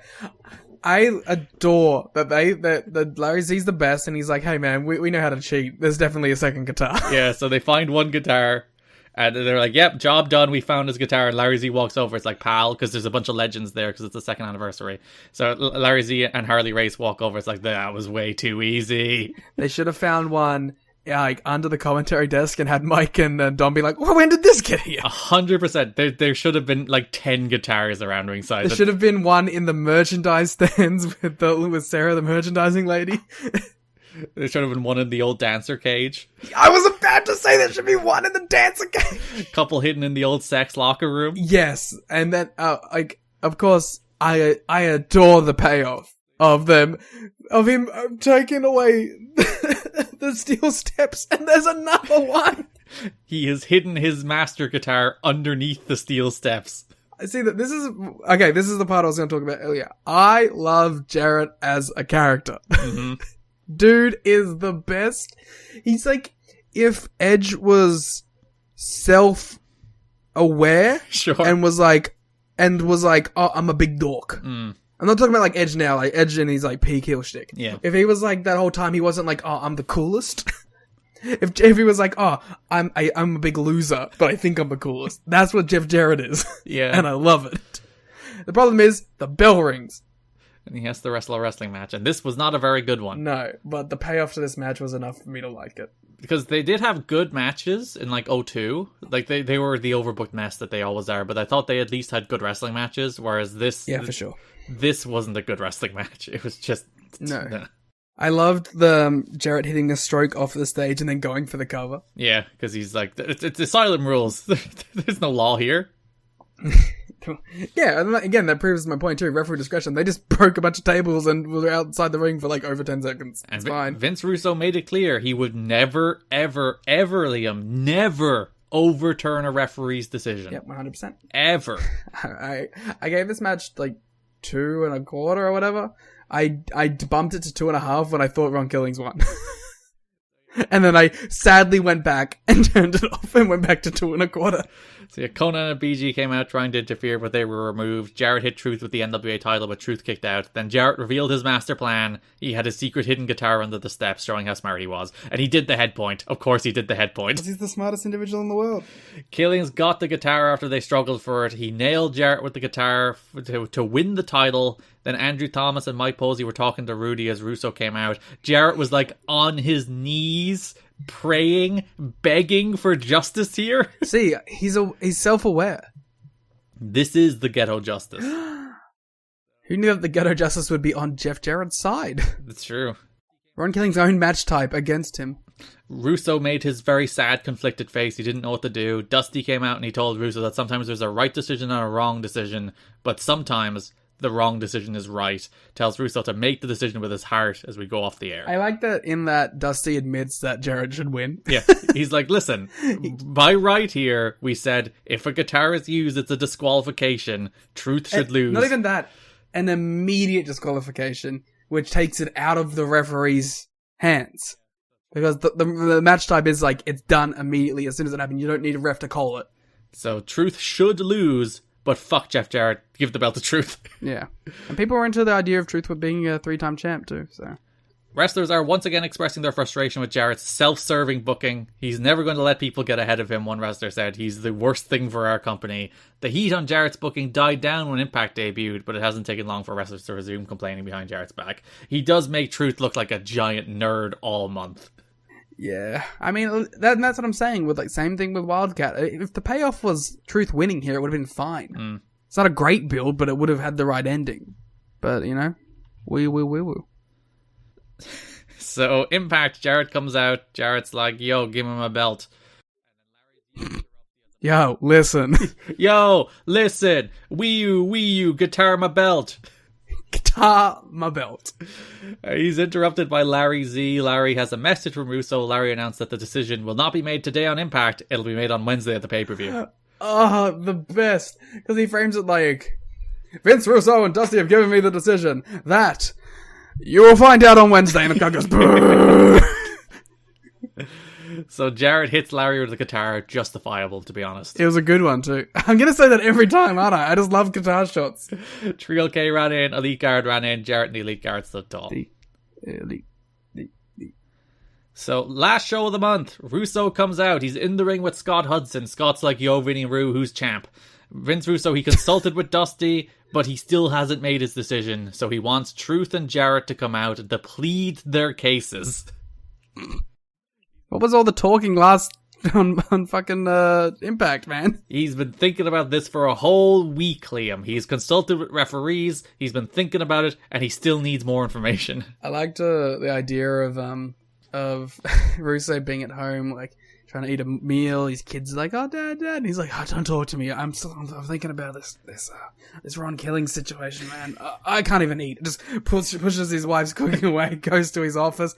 He's just in there all night smoking cigars, staring longingly out the window, wondering, "What do I do? What do I do?" The clouds transform into images of Ron Killings and images of Jeff Jarrett and a guitar. The guitar between them, and like the guitar hits Jeff in the head and the clouds break apart. So Truth comes out, Conan does his shtick, but before Truth can cut his promo, Jarrett comes out. Jarrett plays footage of Russo saying that there'll be an immediate DQ if the guitar is used. And he's like, "This is my smoking gun." He wants Russo to live up to saying he's a new man, stand by his word. Then Truth comes out, he runs a montage of his own, which is just Jarrett hitting people in the head with guitars. Is that every guitar shot in TNA history? Because then we can steal it as our base point for the thing that we wanted to do. I don't think it's every one of them, I think it was just the recent ones. You can never do it now. He also showed footage of Jarrett being the one to introduce the guitar in the title match, and then he said, "If the guitar hit doesn't fit, you must quit." Yeah, sure. Which... he also, like, Truth was like, "Vinny Ruth, think about it. When you go home to your kids, and your kids are like, 'Daddy, I got into a fight. What should I do? Should you tell the kid to be a cowardly bitch, or should you tell the kid to stand up for himself?' That's what you need to decide Russo's here." like, "I'd tell my kids to get the shit kicked out of them. I don't know what your problem is." But I do like "if the guitar hit doesn't fit, you must quit." Oh, we could sell that on a shirt. Russo says he'd never overturn a referee's decision. Never, ever. And then he did just that. He gave the belt back to Jarrett. So Jarrett technically wins the match the week before by disqualification. Awful. Bad. Poo-poo. Russo, the worst part of it is afterwards, Russo then gave out to Ron Killings. It's like, how could you stoop to this? This is your fault. Yeah, why does he hate Ron? He has always hated this guy. AJ's his boy, and he hates Ron Killings. So then he announces that Jarrett will defend the belt next week in an 8-man gauntlet match that will feature Jarrett, the 3 members of 3 Live Crew, the 3 members of Elite Guard, and the 4th man, the returning first ever NWA World Champion of the TNA era, the world's most dangerous man, Ken Shamrock's here. Okay. He comes out to a tepid reaction. He beats up Onyx, he beats up Hernandez. Then Chad Collier kind of kicks his ass for a little bit. Yes. Which actually kind of rules. And the segment just ends. I'm like, well, okay. Shamrock's back. You happy? No. He's not back for long, so he shouldn't be. Well, I wasn't, so that's good. Ken Shamrock told friends last week that he has not signed a long-term contract with TNA and has no intention of doing so. He was upbeat and positive backstage, interacting with wrestlers, some of whom he knew from his stint 2 years ago, and others whom he had never met. He seemed excited to be back in pro wrestling and happy to work a few dates for TNA, but also wants to continue his MMA training. Well, one of these two things is probably a lot more valuable. We had a big ass brawl to close that show as well, that had Jarrett, that had the Elite Guard, that had Shamrock. I enjoyed the big ass brawl. You'll get used to them, but yeah, this one felt fresh because they had Team Canada out there, they had all the AMW and the Naturals out there, they had D'Lo and Monty out there, they had AJ. AJ's music was playing all through the big ass brawl. Yeah, and I liked that. There was a lot of X Division guys in there too, which kind of separated it from just being the main event scene guys who were boring. Yeah, so Jarrett and Killings are still feuding. They're feuding all month. Jarrett's your new NWA champion. Ken Shamrock's back. Yeah, well, Ken Shamrock should be scared, man. He doesn't know double J, double MMA. It's true. Jeff Jarrett should shoot on him. Yeah. All right, let's head over to the X Division. Start of the month, first show of the month, Frankie Kazarian defended the X Division title against Amazing Red, who, if you remember, beat Sanjay in that Best of 3 series last month. Good little match. Cut off a Red Springboard, one with the Wave of the Future. I think this match was the best Red looked this month. Yeah, because Red has looked bad. Well, he looked good in the Impact opener as well, the first Impact match. And then I think pretty much every match he's had other than that, he's looked pretty bad in, so... Yeah, so like, I think that Red is still a good wrestler and will have good matches from this point forward, but it's clear he's not the guy anymore. it's very clear, yeah, he's come back from this knee injury a step slower, maybe a step too early, and he's just not the same amazing Red that was here in 2002.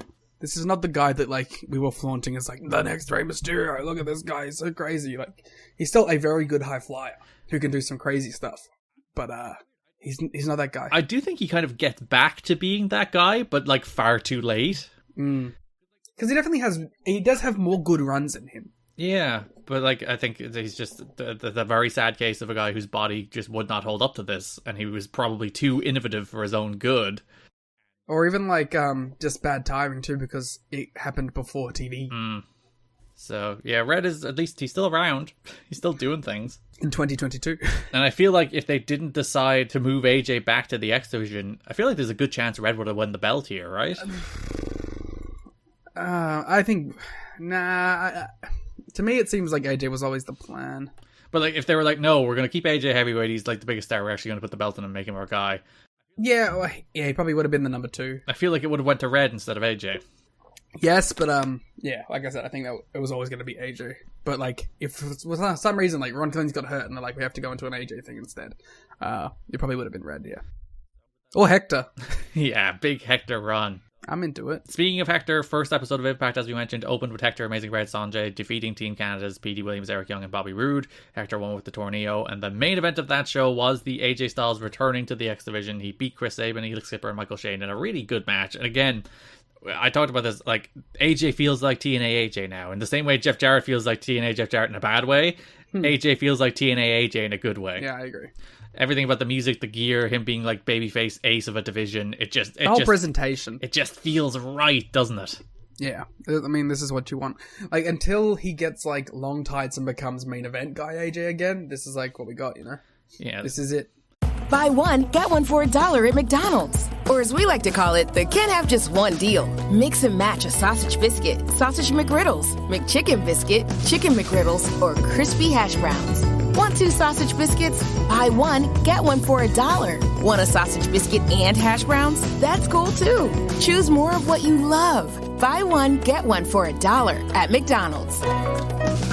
Prices and participation may vary. Valid for item of equal or lesser value. Cannot be combined with combo meal. So June 9th pay-per-view number 98. We have a Michael Shane against Chris Sabin match that don't have any recollection about. I saw this in the notes and I'm like, I just don't remember. I remember franchise big leaguing Michael Shane even from like beyond the retirement grave because he was going to look for Raven during the match and they cut away to him. I remember that.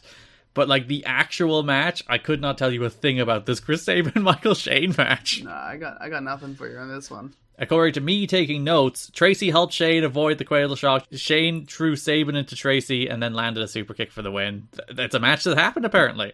According to me, I gave it 2 stars. Good job. You gave it 2.5. You loved it by Impact standards. 2.5 is the rating I give to good, competent wrestling that I don't remember. Hey, that's 2. Like 2 is a match that is well performed but not interesting whatsoever. 2.25 is a match that's well performed but like just forgettable, and then 2.5 is well performed, not interesting, but like 2 competent pro wrestlers doing good pro wrestling that's just not interesting. Garrett, I'm looking back. This is the lowest rated month I've had this year. Oh, that's not great. But I think I liked it more than some other years because I liked the angles more, but the wrestling was bad. So main event of this episode for the X Division title, AJ Styles defeats Frankie Kazarian to become champion once again. Oh, yeah, because I remember I was watching this show, and I was like, I looked at the scores, and like, this might be my lowest rated Impact pay-per-view ever. Well, you have those 3 matches. This is the show with the 3 Jeff Jarrett matches, none of which are good. Yeah, so I went 2, 2, 2, 2.25, 1, a half star, 1, and a 2.5 on the main. I thought AJ and Frankie, actually, no, the finish of AJ and Frankie was just, oh, God. And the match went on forever. Yeah, so AJ went up top. He went for the spiral tap, and he missed. He overshot it. Just completely missed. Mm-hmm. Went for the cover. Frankie kicked out, because I think he knew it looked like shit. Well, no, you could see AJ talking to him and saying, kick out, we'll do something else out of it. Yeah, but Mike Posey, who was the referee, and obviously was told the spiral tap is the finish, who didn't count 3 2 other times on this show, by the way. We'll probably get into that in other feuds, but there were 2 other matches on the show where Someone pinned, or David Young pinned Sanjay, I think, at one point on this show, and he counted 1, he counted 2, nobody kicked out, and he just decided it wasn't a 3 count. Like, there he's fine deciding what a finish is and isn't, but in this AJ match where that spiral tap completely missed, looked like shit, he still counted the 3. They did that classic thing where, like, even though he just won the X Division title, he looked super pissed off because the match finish was completely messed up. This is a month of AJ looking pissed off. He's just mad about all this shit happening with him. I mean, when the Jeff match was happening, he looked like he had fucking just fist fought someone. Yeah, Dallas ran out, jumped Styles, the Styles escaped, but then Cash jumped Styles from behind, laid him out, posed with the X Division title. Kid Cash is coming for the X title after losing the tag titles. Yep, looking forward to that match. June 11th, Impact opened with Kid Cash against Amazing Red. Cash being with the Moneymaker. They did the top rope powerbomb into a Rana spot, which is always cool. Yeah, these two are still fun together. Yeah. I like Kid Cash a lot, man. Now, can't wait till you say some shit about him that makes me not like him. Yeah, he does have a month this month. We'll talk about that in a minute. So AJ beat Frankie to retain the X Division title in the rematch on Impact. One of the rare instances of them doing something notable on Impact, even if it's just a rematch. Styles won with the Styles Clash, but then got dropped by Cash and Dallas until security made the save. I like this match more because it was like way shorter. Yeah, it was like 8 minutes. I think they even went to a commercial, full of energy. Again, the urgency on Impact is much higher than it is on the pay-per-views. I love Impact's speed. It's so much more fun. These shows are like, they fly by in comparison. It is truly your 60-minute adrenaline rush. Adrenaline rush. So June 16th show, AJ Styles faces Dallas. And a match I really enjoyed. Yeah, I thought this was pretty fun. I thought it was like easily the best Dallas has looked. They did this really cool spot where Dallas grabbed AJ's leg, flung him overhead, but AJ did like a full land on his feet senton, then came back immediately with the Pele. Absolutely rocked. I wonder if these two ever worked a G1 together. Feels like they'd have a very good G1 match, doesn't it? I'll have a look while you talk about Team Canada and Team NWA. No, that'll be in the D'Amore and Jerry Lynn segment, so we'll stick with the main X Division stuff here, Liam, please. So Cash is on crutches because he suffered an injury in the match against Red. He broke his fibula, I think it was. He tried to interfere, but AJ overcame it. AJ won with like a stacked pin. Cash and Dallas attacked after the match, but the returning D'Lo Brown made the save. Dude, you got the real deal now. D'Lo cut a promo. He was talking about how AJ returning to the X Division has rekindled D'Lo's own title aspirations and how he is now coming for the NWA World Heavyweight title. AJ did defeat Lance Archer in the 2014 G1 Climax. There you go. We'll watch that match on Raintakers at some stage. Yeah, in like 2 years from now, because we're doing it like simultaneously, kind of.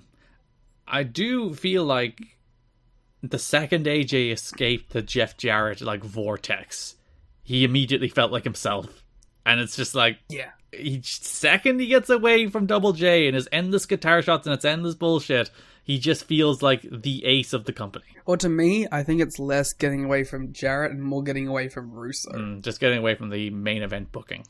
Yeah. I get, Ron Killings versus AJ right now. Yeah, and you can see how it's just eating Ron Killings alive. And Ron Killings is better than he has been presented and better than he has been given an opportunity to show on these shows. Well, because I sometimes watch these shows in my lounge room, and my housemate would always he always gets excited whenever he sees Ron Killings, and then he sees what Ron Killings is doing and just walks away. Sees Jeff Jarrett punking him out. He's like, "Oh yeah, cool, Ron Killings. He looks so young here, man. He looks great." And he's like, we watched 3 seconds of it, and he's like, "Yeah, not enough of that for the day." So the June 18th episode of Impact opened with a multi-man X Division match. It was Hector Garza versus Miyamoto versus Chris Sabin versus Elix Skipper versus Michael Shane versus Frankie Kazarian. Okay, so the one negative of Impact. Right. These matches go so quick that sometimes I miss the finishes and have to go back. Well, the finish here is Garza won with the Tornado. Which I thought, by the way, he was gonna fucking miss. Which after AJ missed that freaking spiral tap, would not be the first person to miss something. But I forgot who he hit it on. I think it was... Was it Miyamoto? No, I don't think it was Miyamoto. No, it was. Which I thought was weird because I was like, he's going to get a tag title shot. He was really close to the ropes. And I was like, is Hector going to be able to hit this? But man, that dude knows how to move his body in the air, and he hit it fucking flush. Miyamoto, who still wrestles these days, apparently. I was looking at his cage match. He just randomly wrestles in Mexico. Does he pop up in Mexico? I know that I've seen his name around a lot. He does just pop up in Mexico. I guess he lives in Mexico right now. He's the classic, I'm on North American excursion, I'm going to do a great Muta impression. Yeah, which I always hate. Yeah, it's the worst. It's like, be your own thing. We look at, like, Takeshita now is going to be like the template for new excursions. You don't have to just pretend to be the one successful excursion from 30 years ago. Well, that's a whole thing in itself, isn't it? But at least maybe that will inspire people that, like, when they go over, they can just kind of be themselves. Rather than having to pander to Americans by pretending to be the one Japanese wrestler they knew. So, yeah, Garza won. We're continuing the little, the low-key Hector Garza push this month. There's not a lot of focus on him, but he's winning matches. Oh, I wish there was a low-key Hector Garza push. Later on in the show, we get AJ Styles against Mr. Aguila, which is a cool little match. It's always nice to see, like, AJ pop up in these random singles. Where he just gets to wrestle a guy and have a good match. Yeah, and also, you know, Mr. Aguilar has become a quick pod favourite. With his cool gear. Listen, I don't know if I'm ready to commit to that. His often see-through cool gear. Well, this definitely is that.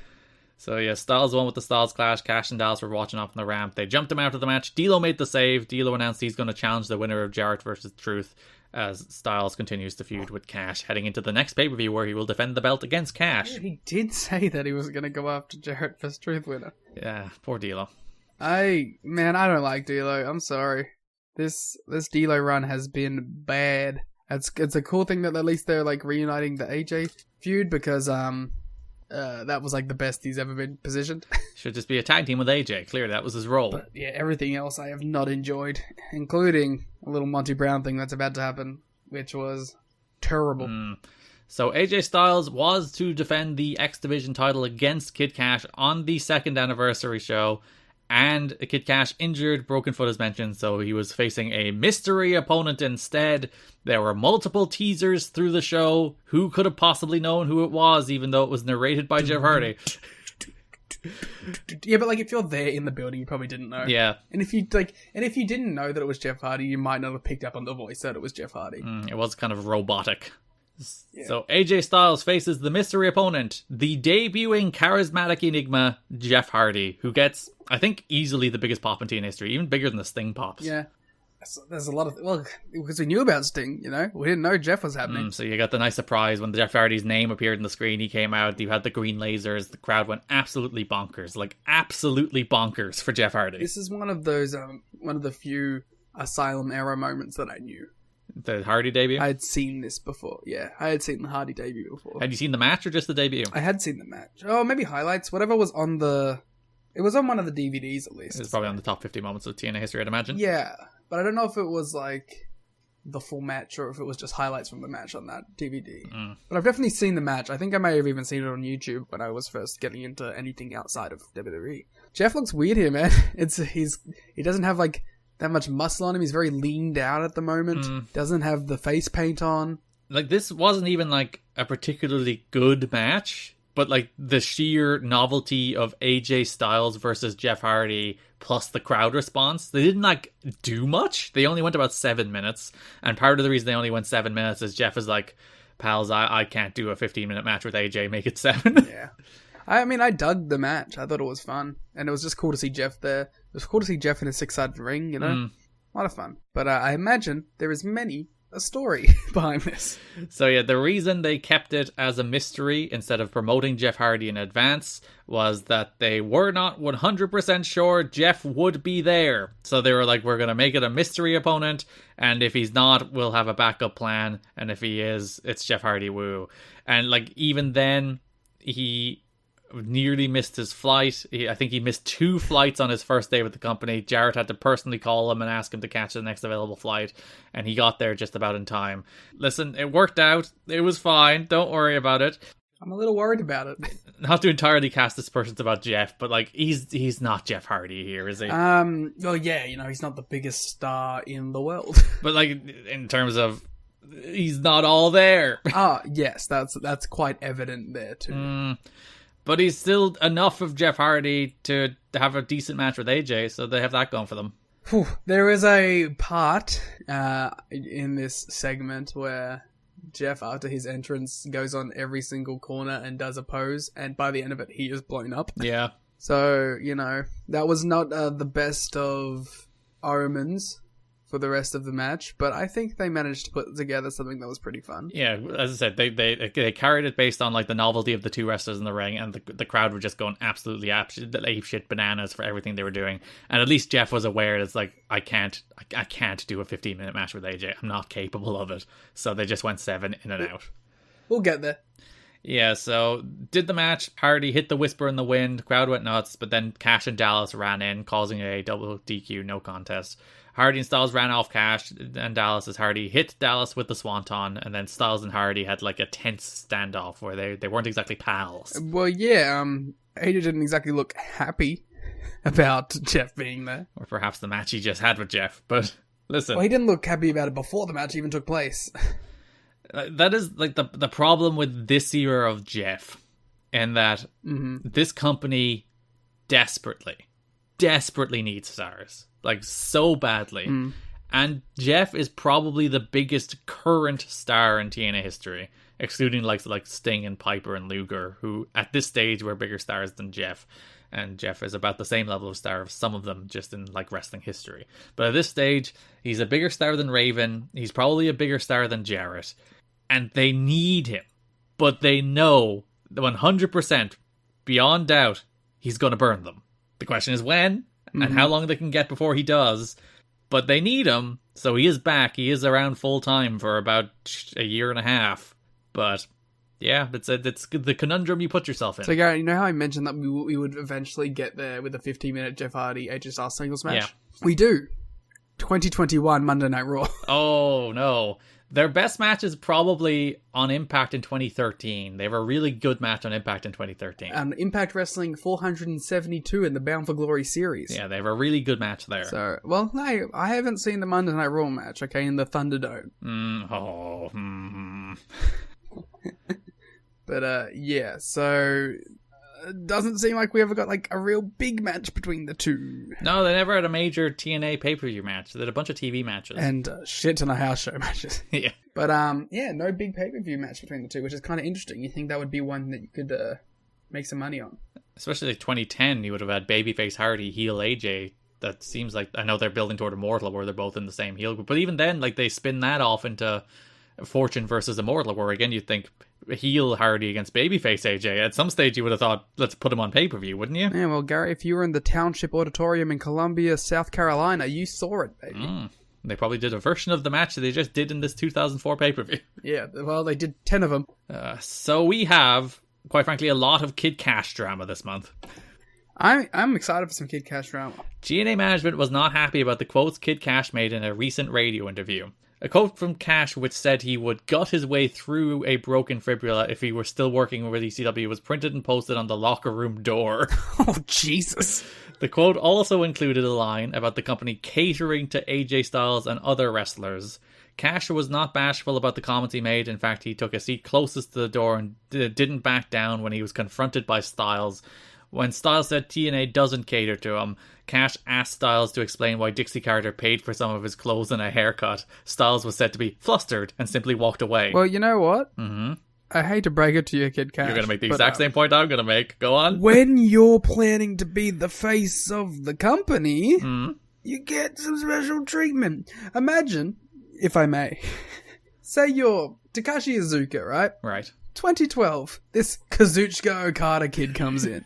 And they're like, oh man, they're giving that guy they're putting a lot of money into him. They're giving him all this new gear, this haircut. Oh my, they're catering to him. Ugh. And it's like, oh yeah, because they plan to make him the focus point of the company.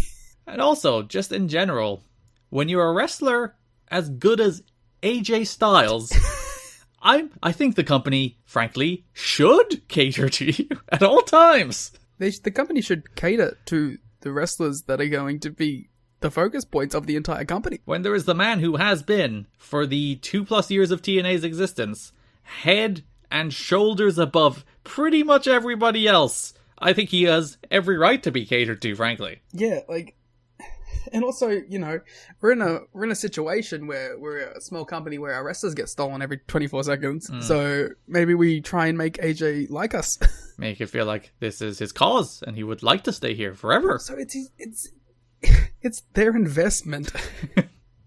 Like, They're investing in their stars. I'm sorry, Cash, that you're not being put on the same level as Styles and Raven. America's Most Wanted. Yeah, so Cash would prefer to get a release from TNA rather than a pay raise, although he has asked for both in recent weeks. Bob Ryder turned down Cash's request for a release and explained that they had too much invested in him to simply let him go. Cash has been claiming to anyone who will listen the company is paying $1,200 a week to Styles, Raven, Harris and Storm, yet won't budge on his $500 a week payoff. It's AJ Styles. It's AJ Styles, especially AJ. It's AJ Styles. I mean, listen, do I think that Cash has probably earned a bump? Yeah. But, like, you're not AJ Styles, Raven, Chris Harris, or James Storm. By the way, those 4 people, the other people we have given Wrestler of the Year to, or Tag Team of the Year to. Yeah. So they have pretty much carried the backbone of all of the good things that have happened in this company for the last 2 years. See, he's not complaining about what Jeff's getting paid. And, like, to be fair, Kid Cash has been very good in his own right. Not burying Kid Cash. Again, I do think they should give him a pay bump. Maybe $700 a month? I don't know. Something. Or a week even. Because he's also, like, you know, very good and has been a major part of the show since he came in. But, like, there's a way to go about it. And I guess, you know, if you're frustrated because they're not going about it after you've done it in the proper channels, I'm sure there is frustration there, but, like, don't do this. This is unprofessional. A number of wrestlers received raises when the company rolled over their contracts on June 16th. The company had to give the wrestlers 60 days notice that they were going to pick up their option for a second year. As reported last week, Kid Cash is one of the wrestlers who did not receive a raise and has been griping about it ever since. Jimmy Hart, who is known for being as diplomatic as anyone in the business, even had his fill of Cash's complaining. Observers say Hart listened to Cash's gripe for several minutes about being underutilized and underpaid. Hart even concurred with Cash and then sarcastically suggested that he quit and not make any money. Hart also reminded Cash that his weekly payday doubled recently because of the addition of the iMPACT tapings. Does that mean he gets paid $1,000 a week regardless of if he's booked on the second set of tapings? No, I'd imagine it's per match rather than per week. So if he wrestles, he gets paid. Then if I'm Cash, I'm like, well, then make sure I'm booked on every taping. I think that Cash does have a gripe here, and I'm sure it's frustrating that it doesn't feel like there's any way to ensure that you're going to get what you want, but I don't think tearing down your fellow wrestlers in the locker room is the way to go about it. Well, Liam, you'll be pleased to know they turned it into a work shoot. So, well, we did see a bit of that towards on the show with Jeff. June 25th, iMPACT has a 6-man tag. It's Amazing Red Eagle Skipper and Chris Sabin against Nasawa, Miyamoto, and Kazarian. It's one of those matches that was pretty good, pretty enjoyable, good wrestlers. Really pushing Nasawa and Miyamoto around their tag title match. This is where Nasawa learned everything about politicking from Vince Russo. And 4 Dragon Gate fans have put up with it to this very day. I don't want to talk about it. Nasawa had the pin on Red after a Michinoku driver pulled him up. Skipper pinned Nasawa with the play of the day. Well, don't you look a fool, Nasawa? So Styles was again meant to face Kid Cash on the June 30th pay-per-view, finally getting that match, but... Well, should we include the AJ tag? Oh yeah, Styles and D'Lo faced Dallas and Abyss in the main event of that episode. I guess that really fits nowhere else. Yeah, because I think it was meant to be a continuation of the Cash AJ stuff, but Cash is out, so Abyss is in. Yeah, so Styles caught Dallas with a roll-up. Monty brawled with D'Lo after because they're feuding. Cash and Dallas attacked Styles before Cash dropped Styles with the Moneymaker, and then the heels killed the babyfaces as the show went off the air. Good little match. Yeah, I thought it was alright. When you put 4 good wrestlers in there and Styles and D'Lo have good chemistry, good, fun stuff. Thumbs up. I think that match definitely would have been better if Cash was in there instead of Abyss, just because they have had experience teaming up and it could have been more of a straight tag, but it's still pretty alright. So Styles, as mentioned, was meant to face Cash on the last show of the month. Cash, they said, has been... But Matt Hardy showed up. Cold-blooded. They said that Cash has been suspended, but they didn't say what for. Scott Hudson asks Vince Russo later in the show what he was suspended for, and again he says, no, we can't tell you. Which I think is such a cop-out. Nope, not gonna say. So Cash left the Nashville Fairgrounds shortly after meeting with TNA management prior to the June 30th pay-per-view. His bio has been removed from the TNA website, and the wrestlers contacted are split as to whether that's a sign that he has been granted his release or if management is turning the tension into a work shoot storyline. It's the ladder. One wrestler says Cash did earn some points with some of the wrestlers, though, when he pointed out that AJ Styles is treated as the golden child by management for good reason. Yeah, but that's just something I don't fucking understand. Well, you see, they're not the golden child, Liam. It's them that's not being considered for this position. It's AJ, so it's AJ getting preferential treatment. That has nothing to do with the degree to which he is talented. It's just unfair. But it's like also, you know, value for their money. Like, this is the guy, like, my head hurts. I mean, I get it. It's an ego business, but... They're just jealous of his spot. And they're jealous that he's better than them. So, yeah. You can see he gets preferential treatment, says one TNA wrestler. I can't blame them. He's a top guy who's been here from the start, but it's definitely true what Cash said. He's a bit of a hero for having the balls to say it, but it won't get him anywhere. These people are stupid. I mean, I like that wrestler even admits that he knows why. He's like, yeah, he's been here from the start, and he over-delivers in everything he's given, and he's a top guy. But, you know, it's still bullshit. So as it turns out, this Cash stuff is probably a work turned into a shoot. It probably started as real, as Dave doesn't think his interview where he complained was a setup, but then somewhere they're like, let's turn it into a work. And then they work the locker room, work the boys. They announce the suspension of the website thing. Except he's not gone, they're trying to do a Pillman thing. Okay. So he'll come back probably sometime next month and they'll do the he doesn't work here. Okay. So AJ was meant to face Cash. Instead, he ends up defending the match in a 6-way. We had a sit-down X Division interview before that where Scott Hudson had... So this is where we should have picked up on it because they're doing the Kid Cash shit. Yeah. So Hudson has the entire X Division. Daniel says that AJ deserves to be champ and that they all want what he's done. Then Michael Shane kind of snickers and gets into it with Daniels. And then Shane and Kazarian thing is like, AJ doesn't belong in the X Division anymore. Because he's killing us. Because he's a much bigger star than us and we have bigger matches and better matches because he's here with us. Wait, no. Yep. Main event of that show, 6-way X Division title match. AJ Styles retained the belt against Michael Shane, Frankie Kazarian, Chris Sabin, Amazing Red, and Neelix Skipper. I thought this was fun. I really liked the last 5 minutes where it went balls to the walls and everyone was just hitting stuff out of nowhere. Yeah, because there was a really long heat segment on AJ in the middle. But I liked it because I liked the story of this is the guys who resent AJ for his position beating the shit out of him. But then, yeah, as you said, once they kicked things into gear and just went all out, they did just go all out. It was just Styles, Red, Shane, Kazarian, Skipper just doing stuff, and Sabin having a cool match. Yeah, I like this match. There's an especially cool spot where Styles had somebody in the Styles Clash, and then Frankie wave of the future Styles, which also included him hitting the Styles Clash. It's pretty cool. We also had a really cool spot where Red went for the runner on the top. AJ caught him into the Styles Clash. Yeah, which was the finish. Then he hit the Styles Clash to win, retain the belt.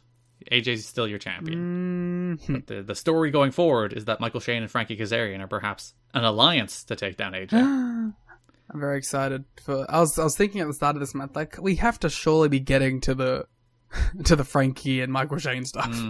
Because Shane has been kind of rudderless without the franchise stuff, and finally, so was Frankie, to be honest. He just had a bad match with AJ and then a good TV match, and he was just back in multi-man. Yeah, it was very much the case that's all right. AJ's the guy now, so we're putting the belt on him, and you're just an afterthought. But now they have promo time, they have characters, they're feuding with AJ.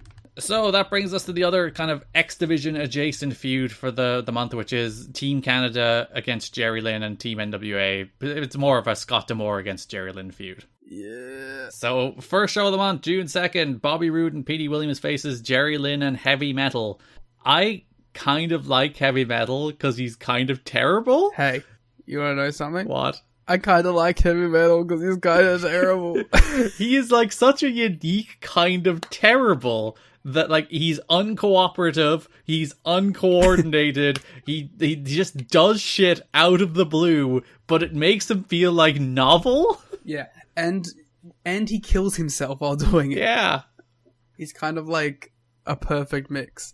You know what he is? Mm-hmm. He's that very special part of a Sasha match. Yeah. Where she just throws it all and just says, fuck it, and let's go. But he's that the whole match. Or is it just that little element of danger? Yeah. Someone might get hurt here. And his name is Heavy Metal. And he has race car gear. Oh, the race car gear rules. I love his gear. I love his look in general. It's perfect. I love Heavy Metal. So, yeah.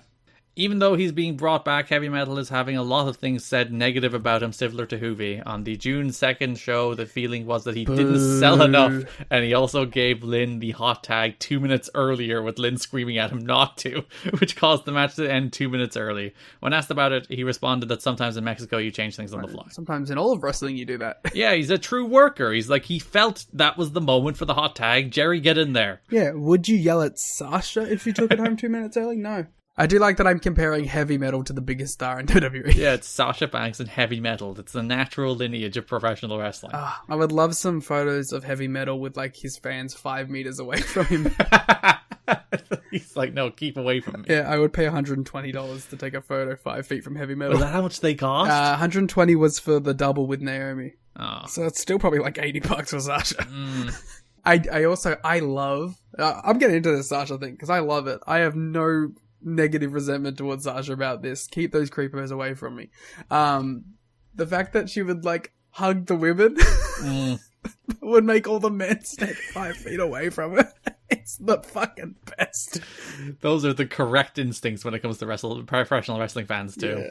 Yeah. Sasha's great. I hope she doesn't go back. She's probably gone back. I know. So Lynn was about to pile drive to... You got Io, okay? You can't get Sasha as well. They're gonna get Roddy too, and you're gonna be so upset. Roddy, man. Hey, Roddy.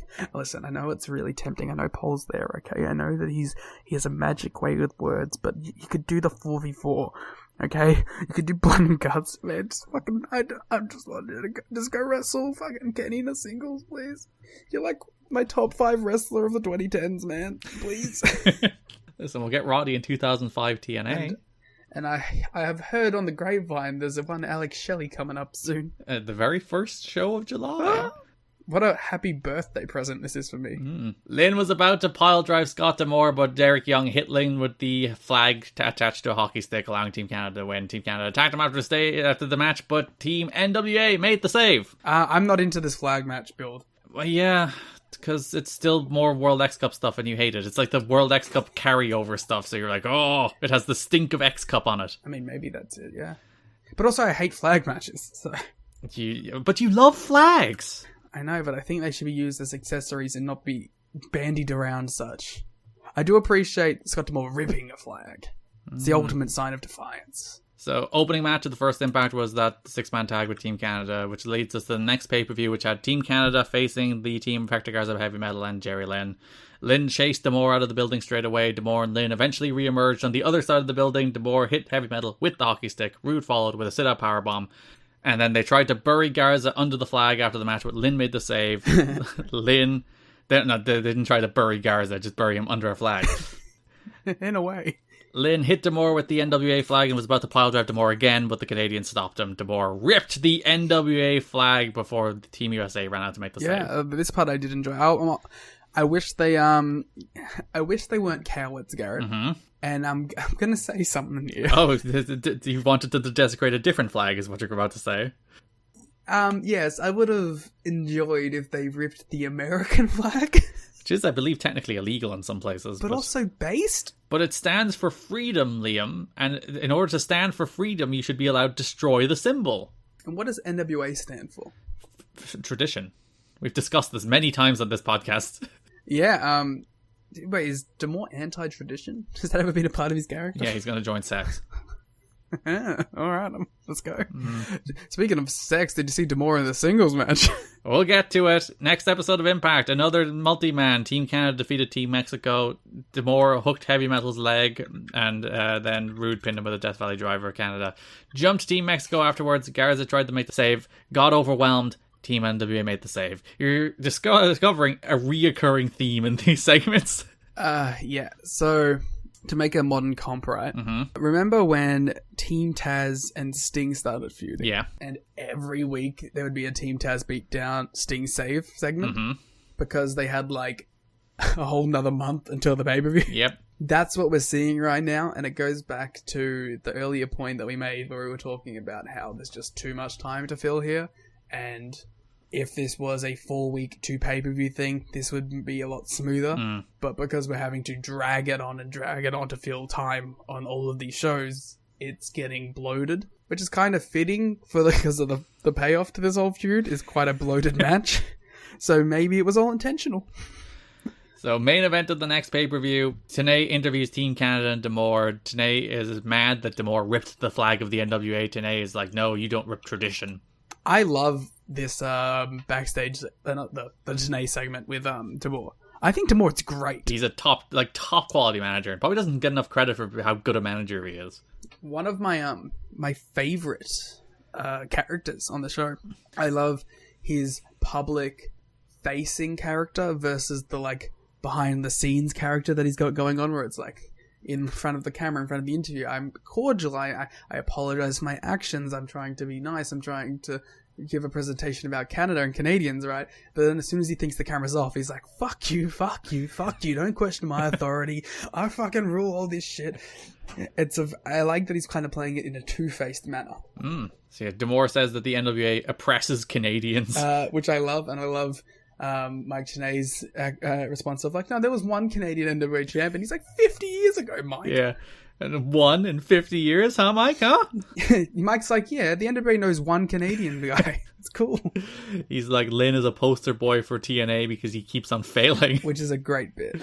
And Tenay starts asking PD, Rude, and EY why D'Amore leads them. Scott cuts them off before they can talk. Then Rude asks, like, when can we speak? And D'Amore gets real mad. And it's like, as you said, he thinks he's called the segment off, and he starts shouting at Tenay first, kind of trying to cause dissension in his group. Yeah, I really love Scott.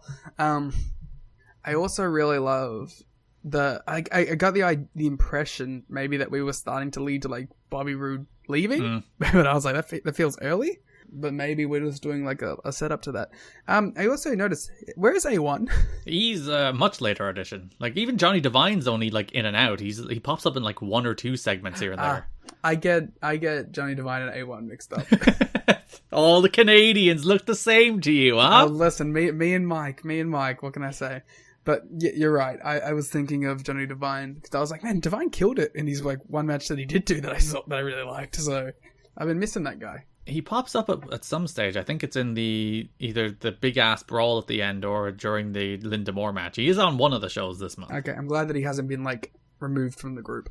So then, June 23rd, Jerry Lynn finally gets his hands on Scott D'Amore in a match that goes, for reasons past comprehension, 15 minutes and 20 seconds. Yeah, because I was saying before we started the show, like the first 7 minutes of this, I was into. I loved it. I love D'Amore's shtick. I love that. I love him flexing. I love him trying to get out of the match multiple times. But then, it kept going. Sure did. And then I fell asleep. Then I woke up and realized that I was watching Masquerita Sagrada, and I was like, wait a minute. That's not Scott D'Amore. So I rewound it, and I saw the Cradle Pile Driver where he drops Scott right on his fucking head. Yeah, right in his bead. Which I love that. But I see here in our notes that you can get at patreon.com. There is a reason for this. Yeah, so the show had been improperly timed, and they basically had 10 extra minutes. So rather than rearrange the entire format of the show, they just lumped this segment, which was meant to go 8 minutes, so that it went 18. And it's like, D'Amore apparently wasn't entirely happy that he like literally did like a straight up match with Jerry Lynn. He thought he should have been a little more chicken shit heel, but they ended up going 15 minutes and he kind of dominated him for a while. It was very weird. Well, he dominated him last time as well. Yeah, that match was only like 5 minutes, so it kind of makes sense, I guess. I'm guessing that 10 minutes came from them finding out that Jeff didn't want to go another 10. So, yeah, D'Amore hits a moonsault. Lynn kicks out, to which Mike Tenay and Don West are stunned. They're like, how can this big load Scott D'Amore land on Jerry Lynn and not kill him? Which is very mean. Also, and I said this last time, Scott isn't in bad shape.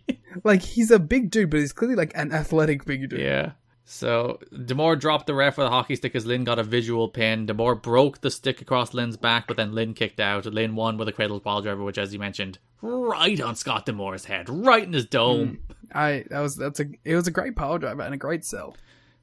So, Lynn had Born and Raised in the USA as his theme song for this, and it played through the entire post-match angle. Team Canada attacked, Save made the save. They overwhelm save, and then Daniels makes his ultimate return from his shoulder injury to make the save. I was going to sing it as you did the rundown to symbolize the segment. To really give people an idea of how it felt to watch this segment. Yeah. Garrett, I have a question. Would you recommend anything that we've talked about to the fans so far? Some of the X Division multi-mans are good. Maybe check. I mean, I tell you what, if we're being honest, I would say watch the first episode of Impact. Oh yeah, watch that whole episode. It rocks. And you can watch it with our commentary alongside it. And it's free on YouTube as well. You can just that shows up on YouTube. So you can just go to YouTube. Yeah. You can watch. We should upload the commentary so then you can just open up 2 tabs. Well, it's on Patreon. Guys, I tried. I'm sorry. TNAchat.com. But yeah, great episode of television. Really, like, as I said, a great showcase of what TNA is. The rest of the stuff this month, it's all, like, none of it is bad except maybe the Trail K stuff. That's not good. And you hate this Desire and Trinity match we're going to talk about. Oh, I might tell you to watch that just if you hate yourself. But there's just a lot of stuff that's fine, and you won't remember any of it. It'll just come and go. Even, like, the good X Division matches are all pretty, like... None of them are blow your mind, out of this world, best X Division match you'll ever see. They're all good little matches, and nothing really rises above good little match this month. Yeah, I mean, there's some fun stuff, but nothing that I'm like, you have to go see. Yeah, so last show of the month, Team Canada faces Sabu and Sanjay Dutt. Rude tried to hit Sabu with a hockey stick, but Sabu blocked it with a chair. Threw the chair into Rude's face and dropped a leg on the chair for the win. Sabu then hits Raven's pose after the match. D'Amore was mad, Rude and Petey for losing, as Divine and EY then tried to cool things. You love this match. What did I give it? 2 3/4. Yeah, I thought it was a good little match. They're good wrestlers in the match. My favorite spot in this match was Sabu was going to do his classic, like, run up the chair into a leg drop in the corner. But then Bobby Roode just petulantly kicked the chair into Sabu's shins. There's a couple good chair moments in this. Like when he got it in there and he did it, and then he realized afterwards, I think like Sanjay did a roll in, and he's like, holy shit, the chair's there. So he had to like roll over the chair to dodge it, and it looked real cool. But yeah, so there's dissension in Team Canada, which I don't think ever goes anywhere, but D'Amore's shouting at everybody. Well, they're kind of on a bit of a downward spring of not really achieving much, so... Even though they literally just beat AMW on television, but that's neither here nor there. Is that going somewhere? Maybe. Who knows? Perhaps. Well, I'll pose another question to you, Garrett. Shoot. How do you feel about Team Canada's current position on the card? Because they came in pretty strong. They've only been here a few months now. They're a consistent part of the show. They're all over the show in multiple divisions. I think they've settled well into a role that works for them as like real solid utility players. That they're the team or the wrestlers that they plug in literally anywhere when they just need guys to have a good match and a good little program. And it's like, let's just get one of the Canadians. We can put EY in a main event against Ron Killings for TV. We can put these guys in a TV match against AMW. We can put them against Sabu and Sanjay. We can just basically do whatever we want with them because they're good, well-rounded utility players. They also fit that role that a lot of randos would get thrown into that would be a lot less interesting because you didn't actually buy them. But you chuck Petey and Bobby Roode in a match or something and you're like, oh, these guys could actually win in this, what would be like Sabu and Sanjay versus Pat Kenny and fucking whoever, right? Like, you get a little of that where it's like AMW, we'll talk about this in a very brief moment. Actually, we'll go straight to the tag stuff, but they faced Nasawa and Miyamoto on one of these shows, and it's like, they're never losing. But also, like, that was really poorly built because they just had them lose all the way up to it. If they had got, like, a couple wins, not saying that you would have really bought it, but you're like, there was something to it, you know? You're like, they didn't put enough behind Nasawa and Miyamoto. I'm saying always that no one puts enough behind Nasawa. Tag team division, first show of the month. You had Kid Cash and Dallas defending the NWA World Tag Team titles against the team of the American Dream, Dusty Rhodes, and the Cowboy James Storm. So, like, not even by the standards of watching this a month ago, by how different the company feels from this first show, this feels like a decade and a half. Yeah, because like most of this match is Dusty stalling, Dusty being Dusty as the crowd goes nuts for him standing still, which, you know what, if you can do that, you can do it, but it doesn't make the most compelling watching it like 18 years after the fact. Also, Dusty Rhodes, an official member of America's Most Wanted. Yeah, American Dream's Most Wanted. Good stuff. I mean, it's fun to see these all together. I'm sure it was wild for James to get to tag with Dusty. Yeah, so Dallas hit Storm with a pipe, allowing Cash to roll him up to retain. I found it very weird that I called James Storm James instead of Storm. You're on first name terms with him. It's fine. Your buddy Cowboy James. I didn't like it. It didn't phonetically flow. No, James. James and Chris. Not Storm and Harris. Yeah, Wildcat and Cowboy. So despite Storm losing that match, they immediately got a title match as AMW reunited to defeat Kid Cash and Dallas and become NWA World Tag Team Champions. I do like the whole story here. Like, Dusty does a promo about how Cash and Dallas called themselves one of the best tag teams in the world, and he looked at like the space encyclopedia, which is kind of how he frames it, like, of all the wisdom in the galaxy, daddy, and he could not find Kid Cash and Dallas's name in this best tag team space encyclopedia. So I like the story that, like, they called themselves the best tag team for ages because AMW weren't in the division, and the second AMW were in the division, they beat them for the titles. Which, like, I guess makes sense a little bit because you're like, you know, Dusty and Storm were more of a special attraction than the actual best team in company history. So an important note here, randomly, out of nowhere, AMW have decided to start wearing their old ring gear. I didn't even notice the difference, if I'm being honest. It's the gear they wore in like early 02 and like start of 03 maybe, and they haven't worn it for the best part of a year. Yes. I know what you're talking about now, because when they really started, I thought when this is not your fault, this is a Mike Tenay thing for me. He refers to the entrance gear as gear, and that confuses me, because I think of the wrestling gear as gear. Not the jackets? It's just the jackets. I think of that as like entrance gear. So yeah, I thought you meant like their tights were different or something, but yes, I get what you mean now, like their original like jackets and hat. The Storm is wearing the hat and the black jacket, and Harris is wearing that like red and black shiny jacket he has that they haven't worn in ages, but they're wearing to set up this angle with No, they're wearing it because they had to go back to their roots to win the tag titles, Garrett. Of course, storytelling. So yeah, Dallas gets crotched in the ropes, Harris rolls him up. 4-time champs. The last time ever, I'm sure. So they did this gimmick where they had a poll on the website to determine who would face AMW in their first tag title defense. And the three options were the NYC, Triple X, and Cash and Dallas.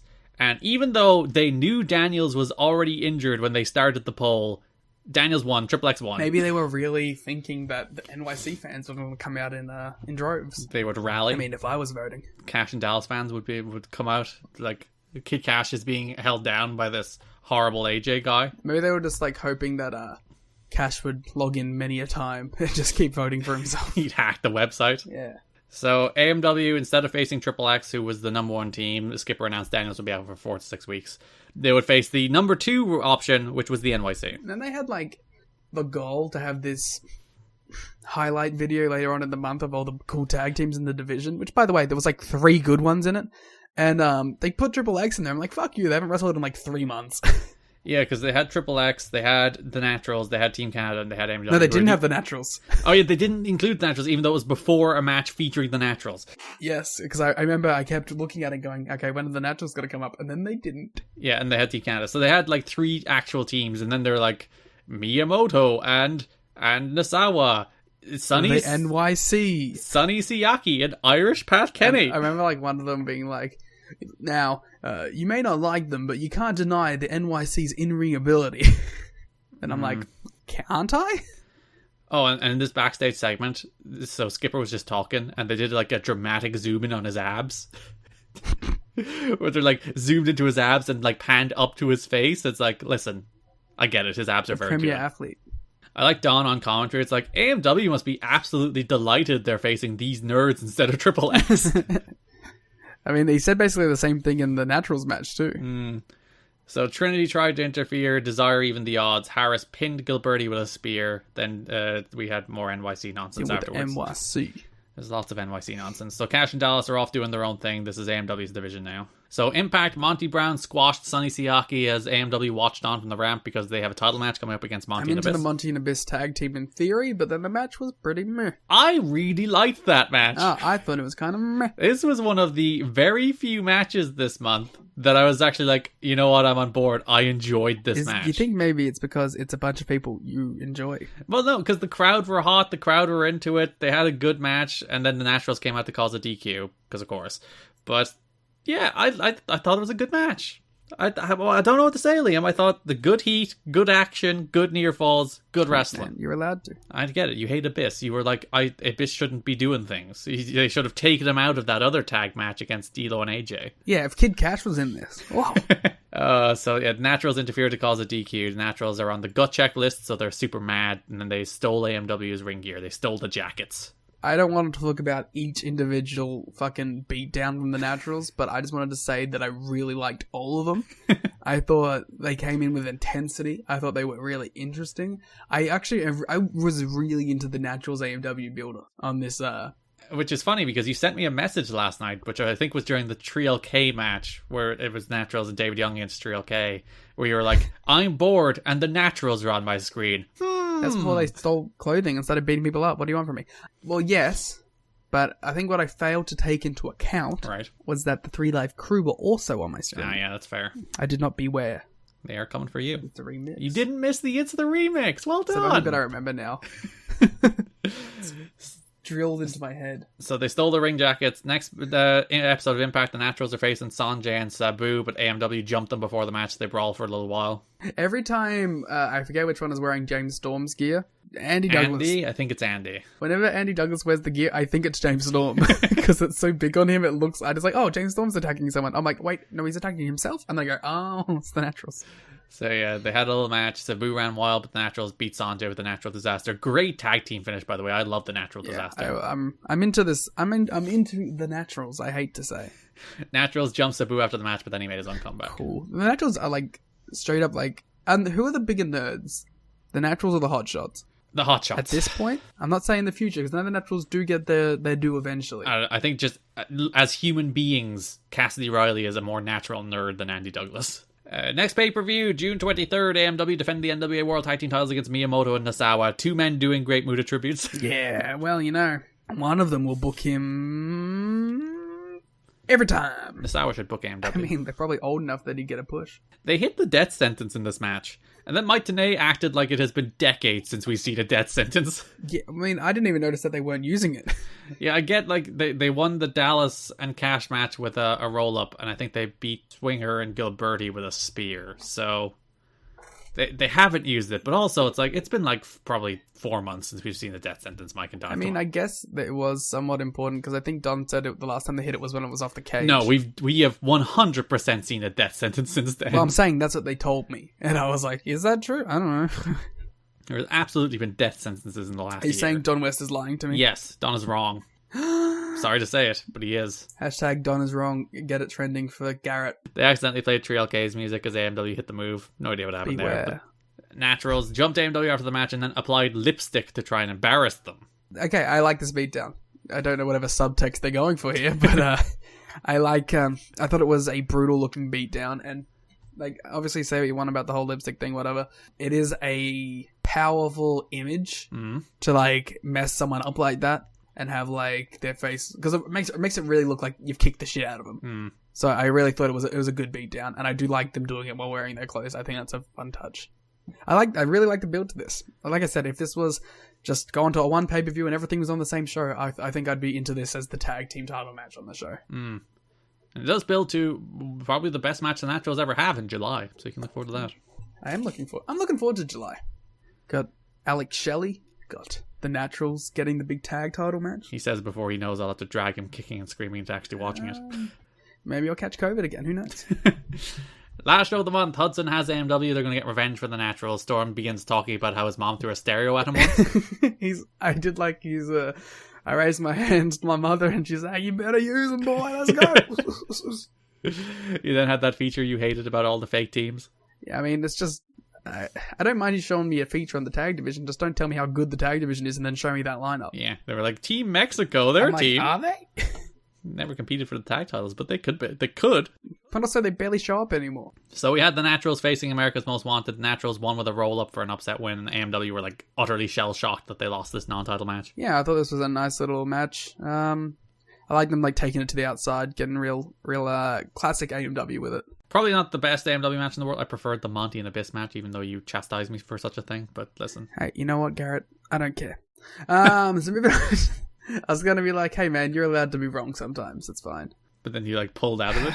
We're in the third hour, man. What do you want from me? It is currently 12:30 a.m. That show ended with that big-ass brawl, which AMW and the Naturals were part of. Every time you say big-ass brawl, I think you're going to like throw it at the ECW big-ass bash. Ooh. Which we are not reviewing. So this brings us to Liam's favourite part of the month, Let's talk about Goldilocks. I want to end on Goldilocks, but it's fine. We'll maybe this will perk me up. Let's talk. I'm into every one of these feuds we're about to talk about. So First show of the month, Abyss defeats D-Ray 3000 with a Black Hole Slam squash match. Then Goldie looks to shove money down his throat, but Watts makes the save, and Russo's real mad that Watts is there because he told him to stay away. D-Ray's the best. I like that he annoys Pat Kenny, and not Pat Kenny, he annoys Glenn Gilberti. That's fun. And Scott Hudson is aghast that he can never find the ring. Get it, man, because he is high. Scott Hudson's like, the curtains, the lights, it's the same place it's always been. But to be fair, he does come from different sides of the camera, so maybe he just got turned around. Also, he got used to the one in Florida, now he's in Nashville, Russo shouted at Watts backstage. They were in the parking lot. He's like, you shouldn't, this isn't how you'll handle this. I'll handle this. Give me the money. And he hands back the briefcase of Eric Watts' money, I guess. Which makes no sense. I have no idea what this money is or where it's come from. It's WCW money. She just took it. Watts keeps it in a briefcase under his bed. So my favorite bit, there's one promo, I don't know if it's the first or the second week, but Goldie cuts a promo about, and brings up Eric Watts' wife, and I'm like, was he fucking you on TV, with his wife not watching, or watching the show and knowing about it? Because they were dating up until January. For a year. So, is Watts just real quick? He's like, I need a rebound, marry me. Maybe we did pose the position of there being a throuple in the Eric Watts household, so perhaps they were just cool with it. But then Goldie went all psycho crazy. Maybe Eric Watts is ethically non-monogamous. Good for him. Which could be the case. So Goldie walks up while Watts and Russo are shouting at each other, and Goldie just starts hitting Watts. She's she's so good as a performer, man. Every just to jump ahead a little bit, in the Watts Abyss blow off match, her little turns to the camera. They're so good. She's gripping the briefcase with her life and shooing the camera off to start shooting the match again. And just giving the most disgusted look at them. It's good stuff. Yeah, Goldie walks up and insists Eric should go home to his wife. Again, proposes a lot of questions. So Russo was meant to visit Goldie in her office, is what she said. My office. That's how that last segment ends. She's like, which I think is just under the bleachers. Yes, come meet me in her office. Then we cut to a vignette on the next show of Goldie. She's freaking out. It has the timestamp of 3:15 a.m. She's super mad at Russo for not visiting her office. She does not like Vincent. Vincent. She does not like the slander that Eric Watts is doing, and perhaps the suggestion that she's crazy. She wants Watts' contract. She wants Watts versus Abyss. Contract versus money. I mean, yeah, sure. Let's see how this goes. The following week, Eric Watts sets up a table on the interview set. And he wants Goldie to come and accept the offer together. I thought he was going to challenge her to an arm wrestling match. She'd win. Probably. She would also probably claw his eyes out. Yeah, she'd find any means to win, but she'd win. She would seduce you. She would, as you said, claw eyes out. She'd kick you in the shins. She'd kick you in the nuts. She'd kick the leg out from under the table. She would do anything to win. Yeah, good stuff. So yeah, during the AMW against Abyss and Monty match, Goldilocks was at ringside. Then Scott Hudson found her and dragged her away. Scott Hudson has been great in this feud too. Yeah, so then Hudson has Goldie and Watts together. They're shouting. Goldie wants to own Watts. Watts and Abyss brawl. Goldie screams, "Not your money," as she's being dragged away by security. She's like, "Not your money! Not your money!" Not your money. I do like that this is she gets to do all her character work on the pay-per-view but doesn't get any lick of it on the TV. Yeah, because Abyss does a couple squashes and she's at ringside, but also she's not doing anything. Actually, no, she's not at ringside for the first one. They show her backstage. Yeah, she's out there for the D-Ray second match. Which I think I equated in my head as to one match, because I do not remember there being a second one. No, but there was also a D-Ray match on pay-per-view, and then there's a D-Ray match on Impact. Yeah, there was the gut check match. No, I'm saying there's two D-Ray Abyss matches. Oh, yeah. June 18th on Impact, and also the one on pay-per-view the week before, or 2 weeks before. D-Ray is just doing his best and getting squashed every time. I said Impact, I meant the first pay-per-view of the month. Everyone's gonna get in the Discord. They'll be like, "Oh, Liam, you messed up, man. It was actually the first NWA TNA pay-per-view of the month. It wasn't the first Impact." Goldie was also at ringside for the Dallas and Abyss versus Styles and D'Lo match. He was clutching her briefcase. I wonder what's in there. Money. I mean, as a shoot. It's probably still money. You think they trust her with money? Yeah, Goldie has 10 grand sitting in a briefcase at ringside. It would have been a good bit if when Abyss hit Watts with it in the blow-off, it exploded in the money. And then everyone rushed the ring to get some for themselves. And Goldie just pulls out a switchblade. Yeah. Starts cutting people. Goldie should be given a knife. Screaming not your money at fans while she stabs them. That is my character suggestion for her continued progression, is that she gets a switchblade. She has a knife. She is the original knife pervert. If there's one thing I feel confident in describing Goldilocks as, it is knife pervert. I can just imagine her doing her hidden camera show. And she's like, hey man, could you fill up my tires? Oh cool, yeah, I'll go out there and do it. And then they go out there and she just gets a blade on them and is like, come on, fill it. And they're like, whoa. And everyone's like, Goldie, this isn't a prank. This is just assault. Her entire show is just getting into wacky, whimsical scenarios where she then just pulls a knife on somebody. Yeah. She's sitting in there in that phone store and the person won't help them and she just pulls the knife. Will you help me now? So this is a missed opportunity. They should have redone the first one, right? But with her in full crazy character. With Abyss standing there. Yeah, they go into the store and instead of any preamble, she just goes straight into it. And they don't even talk at first. She just goes, "Fix my phone!" God damn it, Goldie. Eric and Vince have been calling me non-stop. And this guy's like, it has no missed calls. What's happening? He blames him. See, no one respects Goldie's vision. $9.7 million.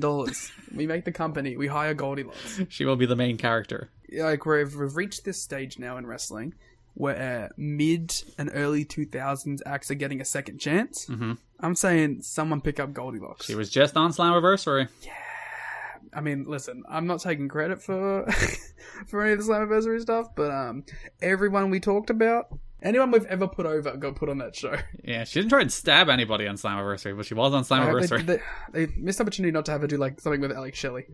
So Hudson, last show of the month, has Goldie and Abyss. They talk about how Eric Watts' wife is here. Goldie doesn't plan to give Watts her attention. She insists Watts still loves him and that we'll never see Watts again once she wins this contract. I was like, man, well, Watts is definitely winning this match. Well, he didn't. He lost to Abyss. Georgie was his wife's name. Yeah, she's at ringside. Also, fair play to Eric Watts. He did well for himself? Yeah, he did well for himself. Assuming that's his shoot wife and not a worked wife. I was trying to work that out, but again, I said Georgie Watts is not a worked name. Georgie Watts is a real life name. It's a person. Also, Eric Watts definitely has a type. Yeah, ref is distracted getting rid of a chain, allowing Abyss to hit Watts with the case, but Watts kicks out. Watts then knocked Abyss into Goldie on the apron, hit a chokeslam, but Abyss kicked out. Watts was gonna chokeslam Goldie, but she raked his eyes, and Abyss hit the black hole slam for the win. Abyss choked Watts with the chain. Watts' wife then jumped into the ring, threw a drink on Goldie, climbed on Abyss's back, and saved Eric. Fair play to Watts' wife. She's like, I'm gonna have to fight Abyss. And she did. She fought Abyss better than Eric did. That's a ride or die. My favourite part of this match was they set up the chair wedged in the corner and it fell out. Twice. And Goldie's had to spend 10 minutes trying to put it back. Yeah. Well, my favourite part is Abyss no-selling Eric while he's trying to do it. I mean, to be fair, that obviously was something that they desperately wanted to get done because Abyss took a hell of a bump through it. I love the chair in the corner bump. It's one of my favourite bumps. But, rarely do you see someone continue. Because Abyss took it and then did a Biggie spear to the floor. It was crazy. Abyss rocks. Abyss rocks. Goldie rocks. I love this pairing. You know what? I don't need James Mitchell to ever come in. Just keep Goldie as Abyss's manager forever. The sinister minister Goldilocks. They should have kept them together. Imagine Mitchell and Goldie. That is a pairing that gets Abyss to the main event scene. So Goldie owns Eric Watts' contract. Yeah, so I guess this is the last time we'll ever see Eric Watts. Ever. That's what Goldie said. I'm going to be really disappointed when Goldie and Eric Watts are gone, actually. Watts is still around for most of the rest of the year. I can't remember when Goldie leaves. Well, doesn't she starts doing the Shelley stuff soon? Yeah, and she has the Abyss, and she has wearing fur coat Goldie. We still haven't gotten to fur coat Goldie. Well, she has all the money. Where she starts being Cruella de Vil. She has all the money. She should threaten to skin Shark Boy. She's just like sex, she wants his mask. But to turn it into a coat. She wears her Shark Boy coat. It's in Stardom, how they'll take the mask and they'll put it in the gear. So we have Monty and D'Lo doing some stuff. Monty squashes Siaki, I think twice, once on pay-per-view, once on TV. We do, for the first time on the TV squash, we hear the classic Monty Brown theme. We hear that one for the first time when he faces Siaki on TV. And then they have a match toward the end of the month. ends in a no contest when they brawl into the crowd. They just stop the match. Oh, is that the D'Lo one? Yeah. Yeah, I hate that match. I don't care enough about any of this D'Lo stuff. Well, let me tell you how much I hate that match. Go for it. They were brawling to the outside, and it was embarrassing. Yeah. Because the crowd was silent. It was an Asylum crowd brawl, and they were silent. Yeah. Do you know how impressively awful that is? It takes a bit of effort. Jarrett and Road Dogg do it all the time and somehow get a reaction.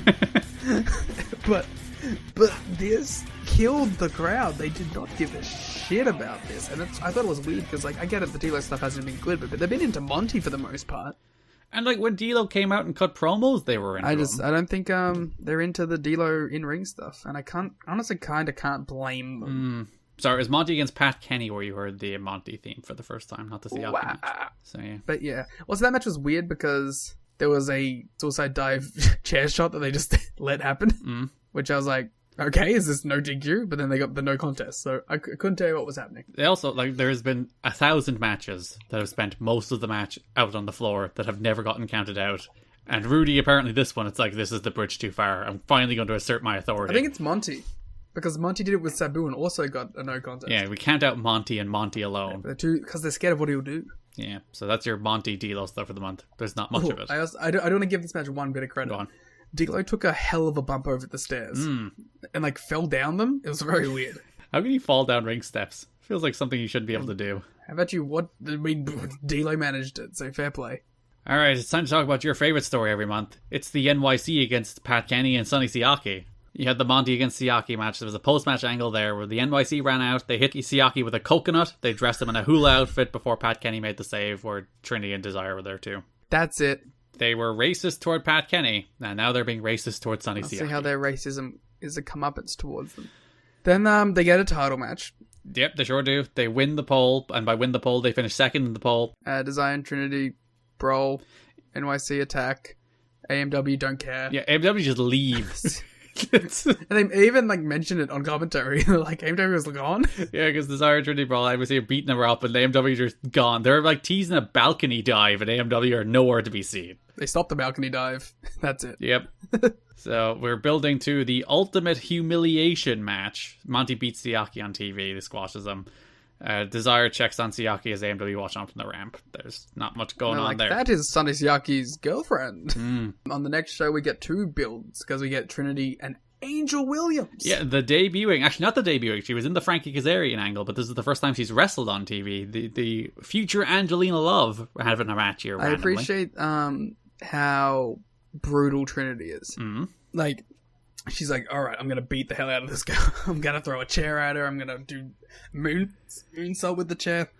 She's playing the role of being the heel bruiser quite well. Yeah, she's the tough person of the NYC, unlike this freaking Swinger and Pat Kenny. Alternatively. Or it's Gilbert even. I hate to talk bad about my girl Desire. I'm a notorious Desire fan. She is not playing any role in this well. She's trying to be the mom who's being forced to wrestle because she broke her back. Maybe that's just a bad character and that's the problem. Is she not playing that role well? I guess she's playing it well, but it just shouldn't exist. Desire and Trinity also get this really cool song whenever they do a highlight package for him, and I'm into it. Yeah. This is the biggest women's feud in TNA history, which is sad to say in a way. Can I give it to Alexis Lurie and Trinity from earlier? Their one match? Yeah. It was better.